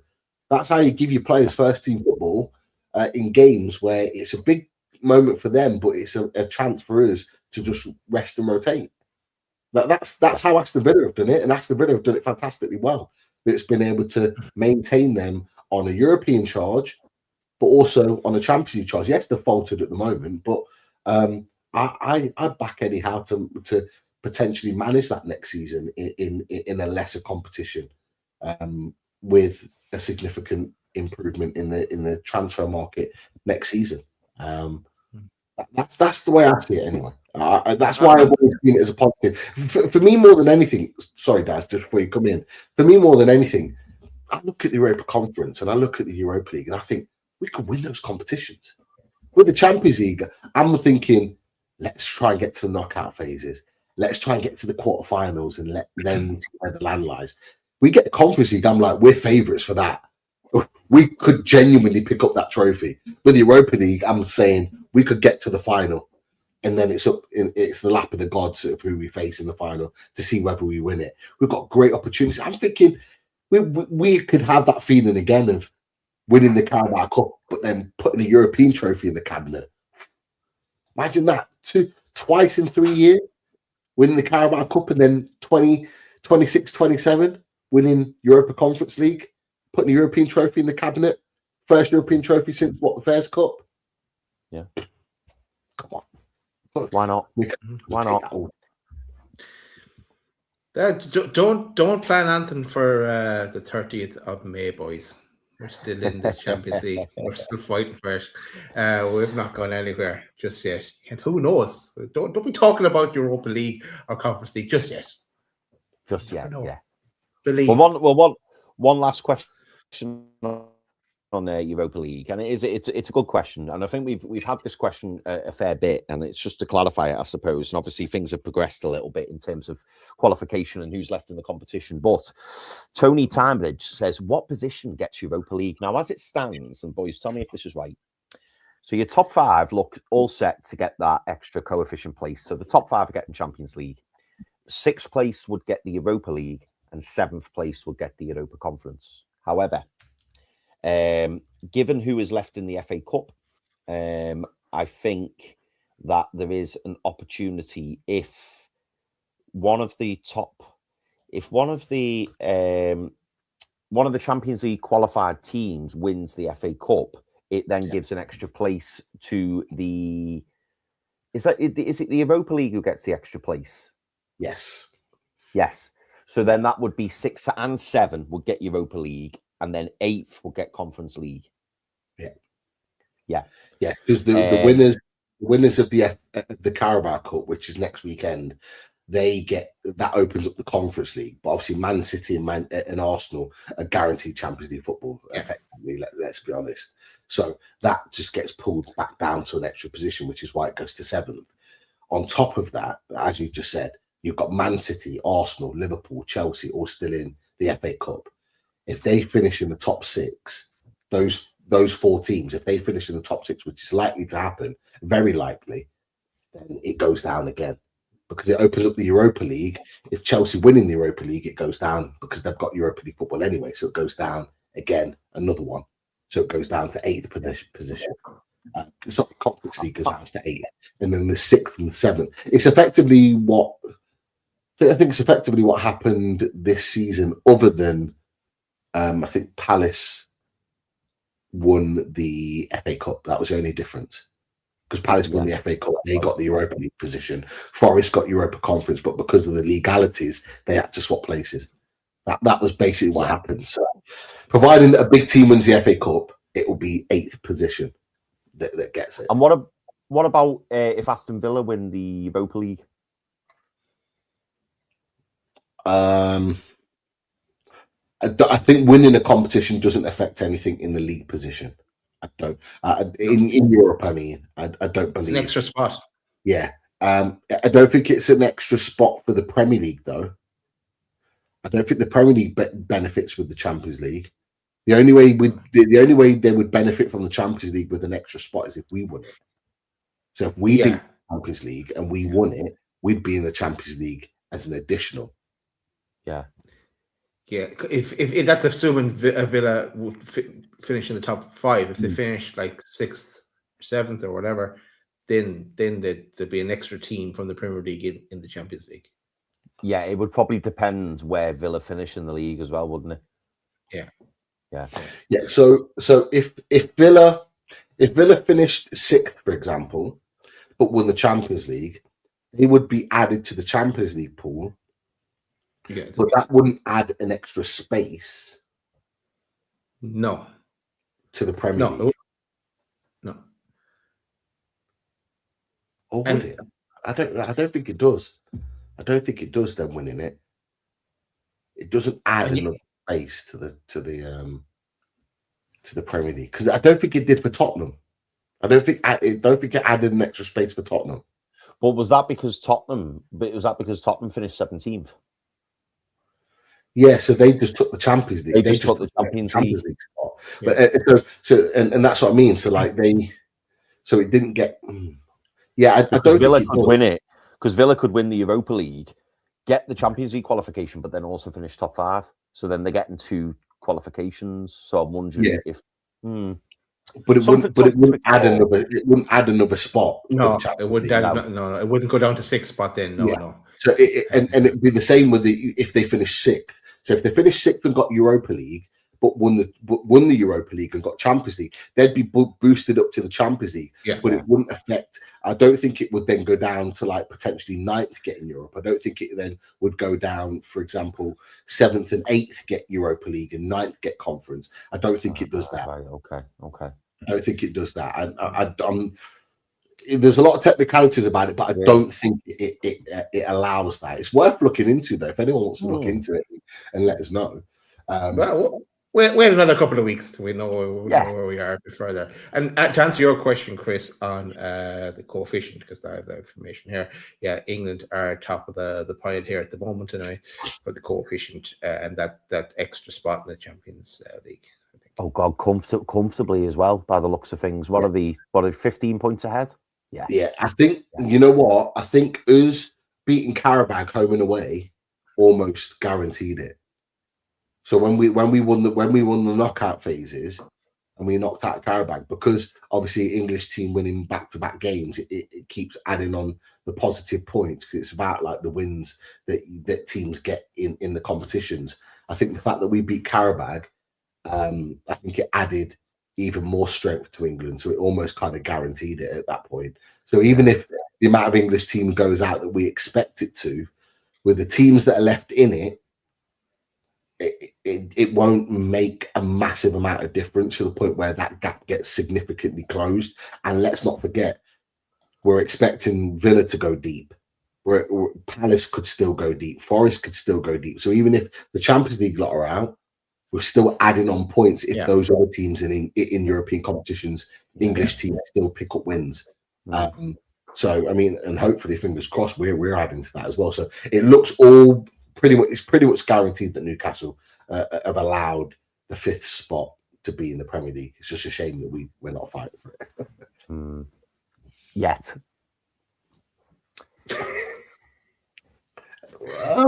He's gone there. I heard that. It did register for a few seconds, but then I heard.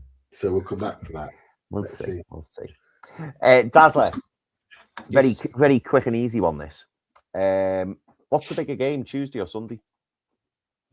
Well, we don't play a game on Tuesday. We play on Wednesday. Wednesday or Sunday. But MB79. I get you mean MB79. Well, as I said, for me, and it's because I don't live in Newcastle. For me, getting the win against Man United was my derby. But for me as well here, the bigger game for me is Wednesday.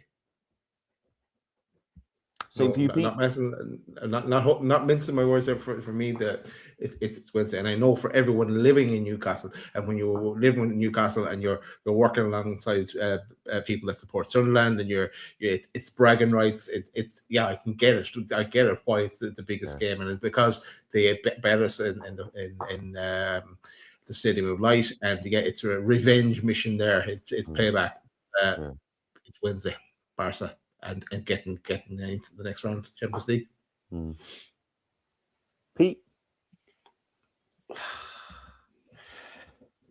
They're both massive games. I'll be honest with you.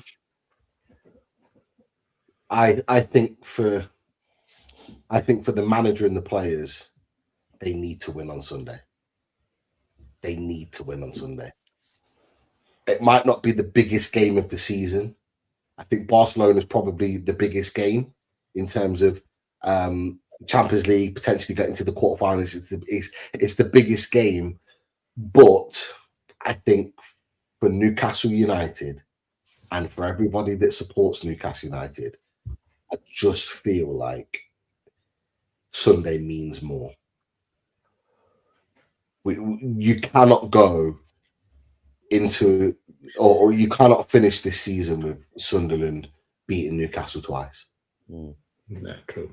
I think even if we won against Barcelona, I think if we then go and lose to Sunderland at St. James's Park, having lost the game in the manner that we did against December, against them in December, I think it would leave a massive sour taste. As great as beating Barcelona at the Nou Camp would feel, it would leave a massive sour taste if we don't put them to the sword at St James's Park. And I believe we're more than capable of doing so. We're absolutely more than capable, even without Bruno. What we've done is dispelled a lot of those concerns. But we've won matches without Bruno Guimaraes. That kind of mental fog is gone now with a lot of the players. Because I mean, today encapsulated that. We got rid of that Bruno mental fog, and we've gone and won a massive game away at Stamford Bridge and won it well. But we need to go and win that derby. Yeah, winning that derby. Yeah, just everything that's added to it now. The fact that we're now talking on this channel about a potential European spot that we could attain this season. The fact that we beat Sunderland and create a gap.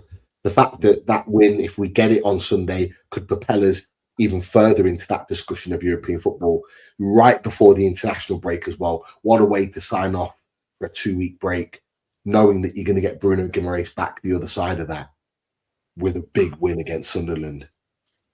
If we go and do that and the players give everything to the cause and we turn them over, I think that's going to be spot on. That will mean more. It's not the bigger game, to answer MB's question. It's not the bigger game. Barcelona's the bigger game. But this one on Sunday means more. That's kind of where I'm at. You guys and people in the chat might not agree with that, but that's kind of where I'm at with how I feel about those two games. Yeah. Yeah, I think both of equal importance for different reasons. It's hard to split because looking at the bigger picture, you would argue that, in the grand scheme of things, the Barcelona game's bigger in terms of, getting into that quarter-final, mixing it amongst the big boys, knowing who we'd have in the next fixture and thinking, do you know what, we could if we just knock Barcelona out, we could even get to the semis, God forbid. And it would be a huge statement. But then rewinding back from that and, thinking about Sunderland being back in the Premier League for the first time in all these years, having lost at the Stadium of Light, as you boys have pointed out, knowing in our league position, how this league's been this season, to even get a draw at St James's Park on Sunday would just wouldn't be good enough.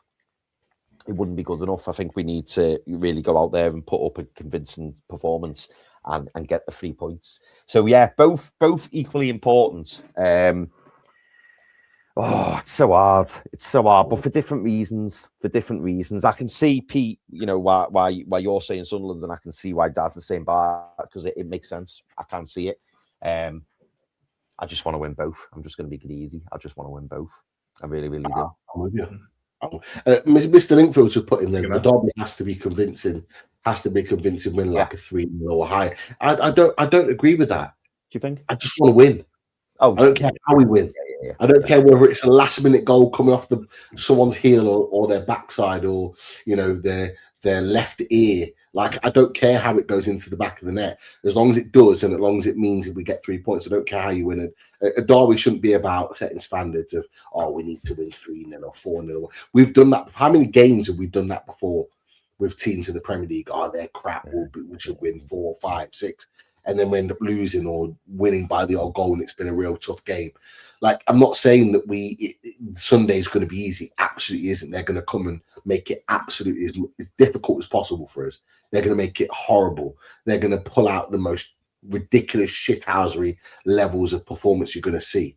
But hopefully the quality comes through, because our quality is better than theirs. And I hope it shows at St James's Park. I hope the atmosphere is absolutely like fever pitch. I hope that we create a cauldron. I hope we let them know that they are in our gaff, and we make it uncomfortable for them. And so they crumble, and they crumble to allow us to win. That's what I need from us on Sunday. I need that to happen. So I'm not going to put 3s, 4s, and 5s on the scoreline. I don't care if it's a 1-0. I don't care if it's a 3-2, 3-1, whatever it is, just as long as we win. That's the key. Yeah. No, that's right. I'm going to read out some comments now. Bill Ashby, I thought it was a great comment, whoever started it. I think it was very, very early on from Bill. And Bill said, 2-2 even and all, really good performance, and probably the first time under Eddie that the team has been rotated and we've not felt weaker for it. And it's a really good point. Really, really good point. I think we were all a little bit hesitant when we saw the lineup. We were thinking, oh my God. But that performance that we put in, it was like, okay. And this is what we've needed all season. This is what we've wanted. This is what we've needed to see. And that's why we're all so buzzing and why we've got these bad boys on, because we've needed that all season. We really, really have. And long may it continue. And again, more praise from Dan United. He says, Eddie has come in for a lot of criticism this season. I thought he got the sub spot on.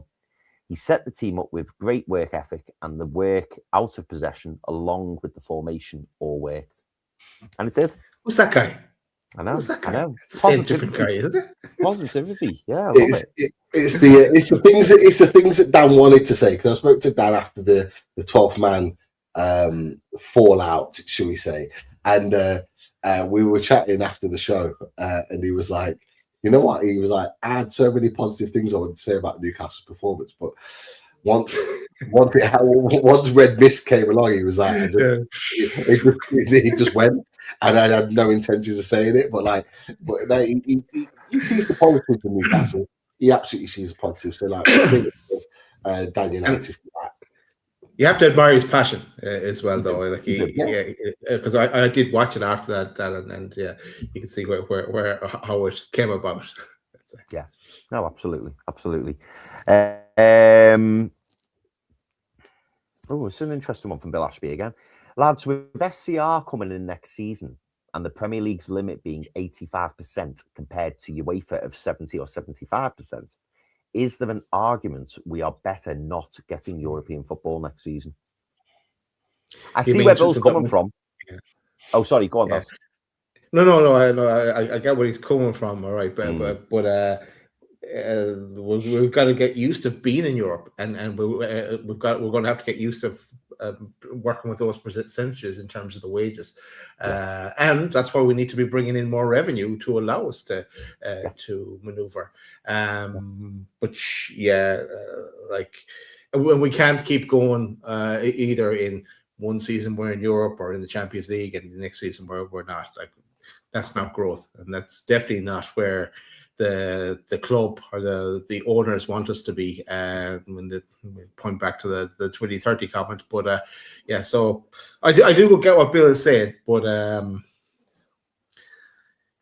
this is kind of probably in the same thing as would we not be better off just going mad and getting a points deduction as well for one season. So that kind of a bit more crazier statement, but no, I agree. And Pete, we'll probably be asked this every week, I imagine, between now and the end of the season. But it's a fair point, and it's from Dark Design, and he says, "Would you buy Ramsdale at the end of the season?" No, and I'll give you my reasons of why I wouldn't. Look, he's been playing really well recently. Deserves to be the number one in the team. I thought he's making some good saves, playing really, really well. But we know that there's a 20 million buy clause to buy from Southampton with the initial 4 million we paid on loan. That's a lot of money. That's a lot of money. That's a signing that you're making if you want to put him first choice. For me, I don't see Aaron Ramsdale as a long-term first choice goalkeeper at Newcastle United. I just don't. So you're not going to pay 20 million for a goalkeeper to come in and play number two. You're just not going to do that. It just wouldn't be wise. It wouldn't be a wise or smart business move for Newcastle United to do that. Then when you get past all of that, the fact that he's on 120, 130 grand a week, you're not going to pay that for a number two goalkeeper. Realistically, you're just not. The goalkeeper that we want to sign, whoever that may be in the summer, you're going to be coming in on around that sort of wage. You're not going to have a number two earning that sort of wage. Martin Dubravka, that was number two for Nick Pope, wasn't on that sort of wage. He wasn't on 120, 130 grand a week. Nick Pope is probably in and around that just. Maybe he's probably on less money actually than Ramsdale is. Yeah, he will. Being honest, he's on less money than Ramsdale is, and we're paying that to cover his loan. For me, it just doesn't make sense. As a number two, great. I'd love him as a number two. But I don't think he's going to take a massive reduction on his wages to be a number 2. And I don't think he's going to want to be a number 2. You know, if we're giving him the number 1 berth and he's playing number 1 for Newcastle United, I think he's then going to go, you know what, I want to go and play number 1 elsewhere. I want to play regular football. I want to be the number 1 in this team. I want to be playing week in, week out, and I want to be able to push for England again. That's probably his mindset. And so it should be. He's 27 years old? So it should be at that point of his career. But I think there are better goalkeepers out there all round than Aaron Ramsdale and Nick Pope that we should be going and acquiring this summer. It's now time to get the goalkeeper situation right. So for me, it's a hard no for me. Respect everything Ramsdale's doing. I thought he was brilliant today. Absolutely brilliant today. I thought it was really, really good. But I can't guarantee that week in, week out. And that's why I'm not paying 20 million. That 20 million could be used elsewhere. That 20 million could be put towards a goalkeeper that we have for the next 8-9 years that could really mould our progression as a project and as a club up the table. And I unfortunately just don't see Ramsdale as that. But that's just my honest opinions on that situation. Yeah. You the same, Daz? I'm just checking where Southampton are in the table, and they're 7th. So they're just checked on myself. 7th, yeah. So they're still in the playoff mix, let's say. But look, I answered this question the other day, and I said no as well, a straight fat no. But I even had the thought, the conversation with myself as the game was ongoing, and I was thinking, like, first of all, like, he was at Arsenal, and that's probably where he got the crazy wages. But what were Southampton doing, giving him a 4-year contract and on that kind of crazy wages, where they were hovering around? It was a crazy move by Southampton. But he signed in on August 2024 on a 4-year deal. So, like, he's at the end of this. He's still got 2 years left on that deal.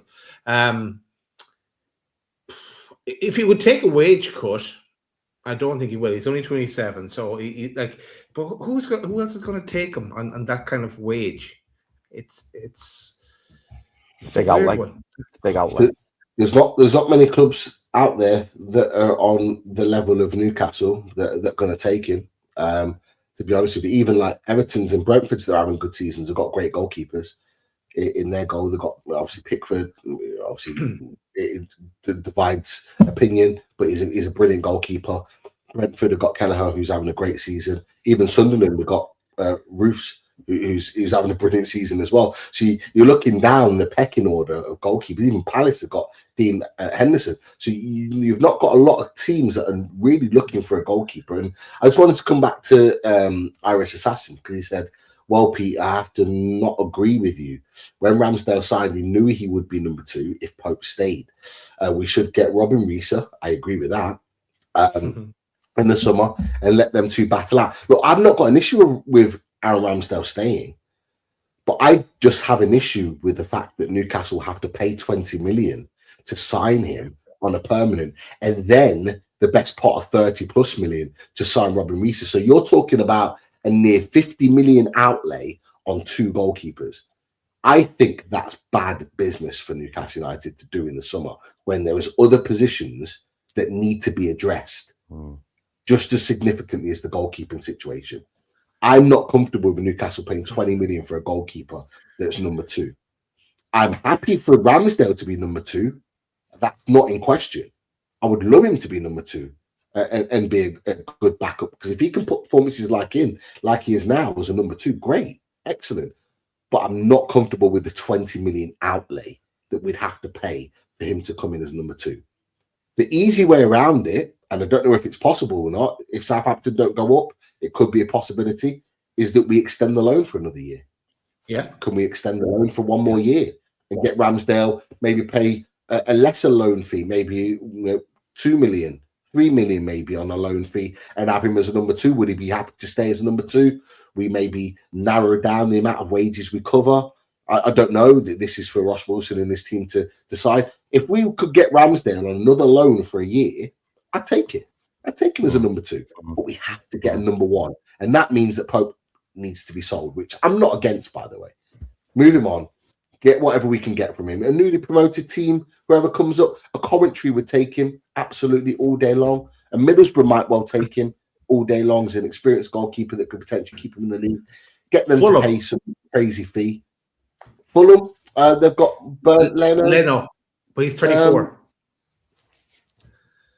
Well, so there you go. So like you're looking at Leno's 24. No, 34. 34. Okay. But, I mean, it's pretty much similar age to Pope, though. They're just trading one for one. But yeah, look, anyone in that lower half of the Premier League that wanted a goalkeeper, send them Nick Pope. Even if we got 15 million for Nick Pope, it's more than what we signed him for. We're up. We're up on that situation. We're getting more money in. We've probably covered that transfer fee, paid that all off now, so it's all going back in. But back into the club, into the transfer. So yeah, it's going to be interesting, really interesting how this goalkeeper situation works.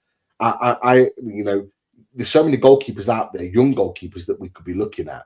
I actually don't know who we're going to go and get. I want Robin Reece, but I don't think we're going to get him. I would love him because I think he's the best of all the top young goalkeepers that are out there. But it's a really intriguing situation with Newcastle and what they're going to do. But it's even more intriguing what they're going to do with the current goalkeepers, the likes of Nick Pope and Ramsdale. It would definitely work. Look, as Daz has said before, full loaded transfer shows. Anyone that doesn't know about our channel, full loaded transfer shows is where it's at. We're going to be covering every inch of the transfer window. Whenever things break, we will be there. We will be there. Put us on your notifications now, just in case you forget. We will be there. Case in point, if you remember last summer, Pete was on holidays, but we did a week-long show about man from Liverpool. Yes, that's it. And then I was on holiday the next week, and we did a week-long about someone else. You know who I'm talking about? Rat Boy. Yes, yeah. So we're there. So yeah, make sure you tune in for that. Yeah, let's move on, Chris. Yeah, right. So, the last question, and I'm really intrigued to hear your boys' thoughts on this because I had my perspective of it, and I'd be interested to hear your perspective. But and Jeannie's shot in there at the last minute, but I'll go back to the original one. So Jeannie was like, thoughts on Tonali's agent's comments today. But the original question came in from Peter McCardle, and he said, have you seen that Tonali's agent has been spouting off again, saying City and Arsenal are the teams he came to the Premier League for? Now, Daz, start off with you. What were you? Firstly, have you seen the comments? And secondly, what are your thoughts on the comments if you've seen them? I've not seen the comments. My first thought is sack that agent, Sandro. He's getting a bit annoying now at this stage. But I don't know. The saga continues, but Tonali has upped. It was fair enough. When the comments were coming out earlier, and Tonali wasn't playing to the best of his ability, but he started playing to the best of his ability now again recently, and I expect him back for against Barca. I don't mind him being getting himself right today and being back for Wednesday, but it's going to be a bit of a saga. We'll have the same thing with Tino Livramento. We may have the same thing with Gordon. They're the ones that are going to be in the mix for clubs looking to try and do deals and us all kind of questioning that or what's happening. But pissing off is probably what I want to say about it. What about you, Pete? Have you seen the comments? I've seen some of the comments, and Sophie's putting in the chat. Read the whole interview; it's completely different. See, this is my opinion on it. I've only seen the little snippets that get Italian football have put out there because Italian football are notorious for putting negative slants of Sandro Tonali on Newcastle United leaving the club. They want him gone. They don't want him in England. They want him at either a highly profiled club or they want him back in Italy. They don't like the fact that Newcastle United came in and stole him from them. And they want him back. So they're always going to report negatively. And it doesn't surprise me that they've chopped the comments up to make it sound a particular way. Ultimately, I just get annoyed with agents. And I just think that just from my perspective, I just need Beppe Riso to keep his mouth shut. He just needs to shut his mouth because he's not helping the situation. He's not helping the situation, coming out and talking. Yes, I get it, Beppe. You want a payday. Just like his agent wanted a payday. Yes, I get it. But just keep your mouth shut. Let him get his head down. Let him play football for Newcastle United. And then you can have your talks and do whatever you want in the summer and let it land. But I tell you what, for me, Sandro Tonali walking out of Newcastle United is not a given this summer. It's not a given. I know a lot of Newcastle fans, and at the time, a few weeks ago, I maybe was like, yeah, I think he's gone. I don't think it's a given that he leaves Newcastle United, even without European football. Because the money that we should value Sandro Tonali at narrows the pool of what teams can afford him to a very, very small amount of teams. And they are going to have to pay big. So, yes, we heard about during midweek that a Real Madrid scout was there looking at Sandro Tonali. That's fine. Real Madrid are the biggest club in the world. That's great. But you don't pay big fees out anymore. And you are going to have to break the bank if you're bringing Sandro Tonali to your club. Because Newcastle United need to become hard sellers. We proved it last summer. 130 million for Alexander Isak. You're going to be paying around that to get Sandro Tonali out of the club, regardless of European football. He signed to a contract till 2030. This ain't he's got 2 years left deal. Nah, none of that. You're going to have to pay big to get him out. And I'm not sure there's an English club that has that sort of finance to get a deal for that. I heard about the Man United stuff. Man United been linked this, that, and the other.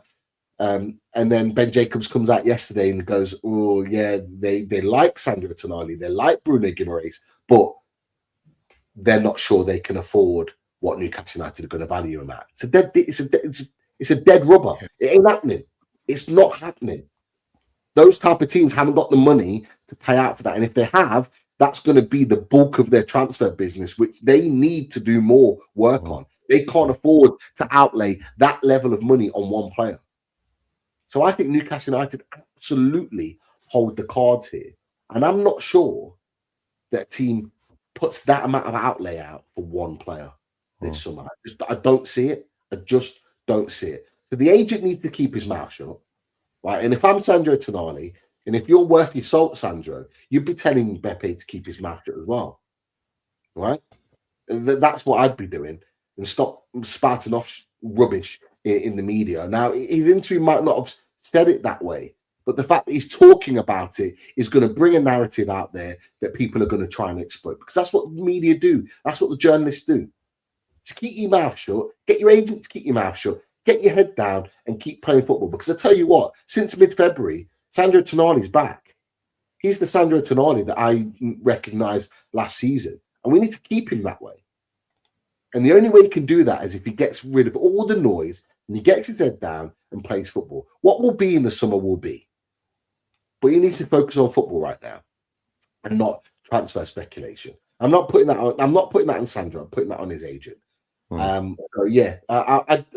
To be honest with you, how many times have I said it, boys?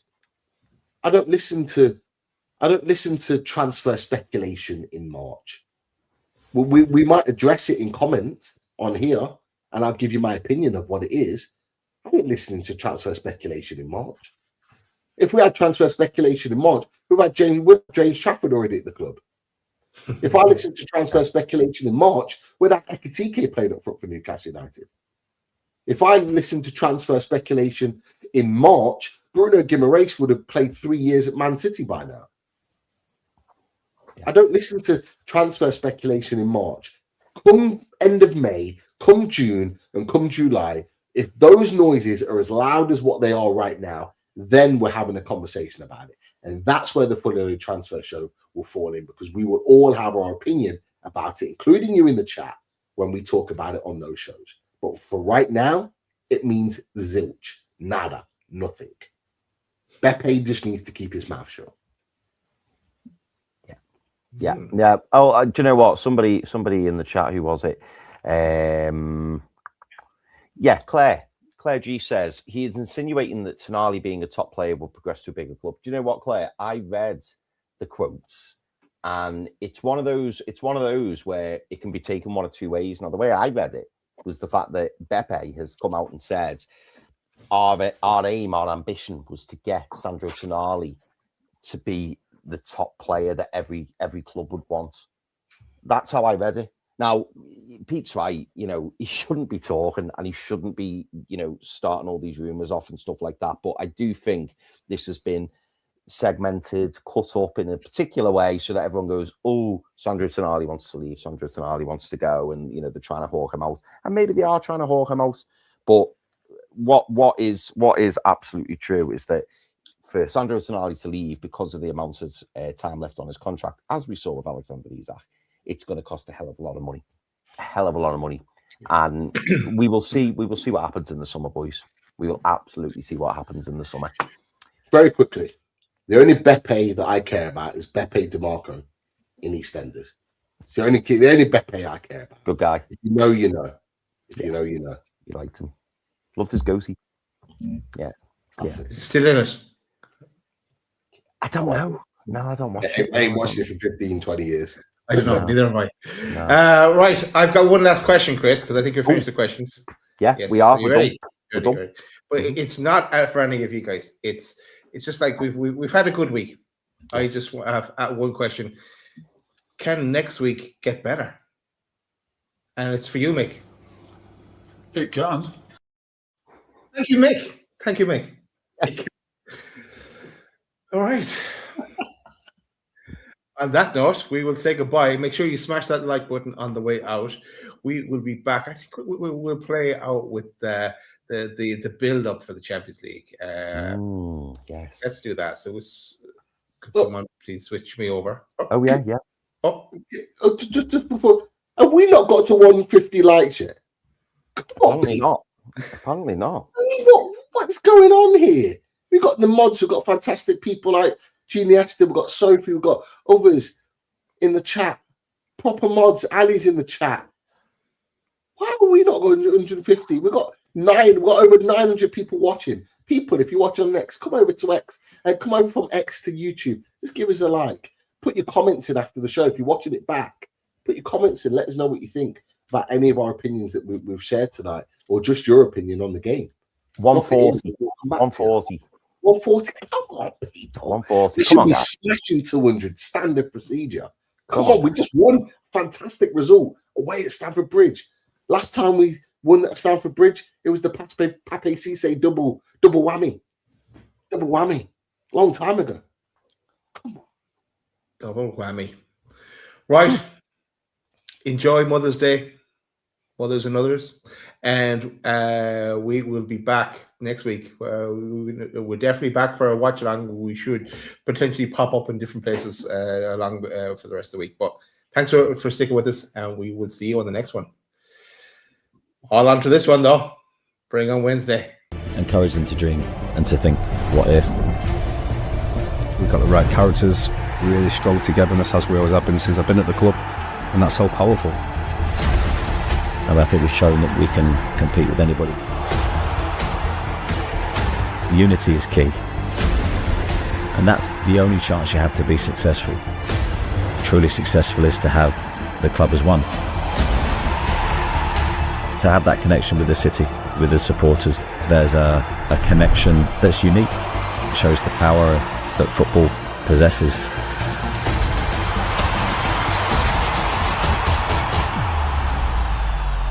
And I think anything can happen.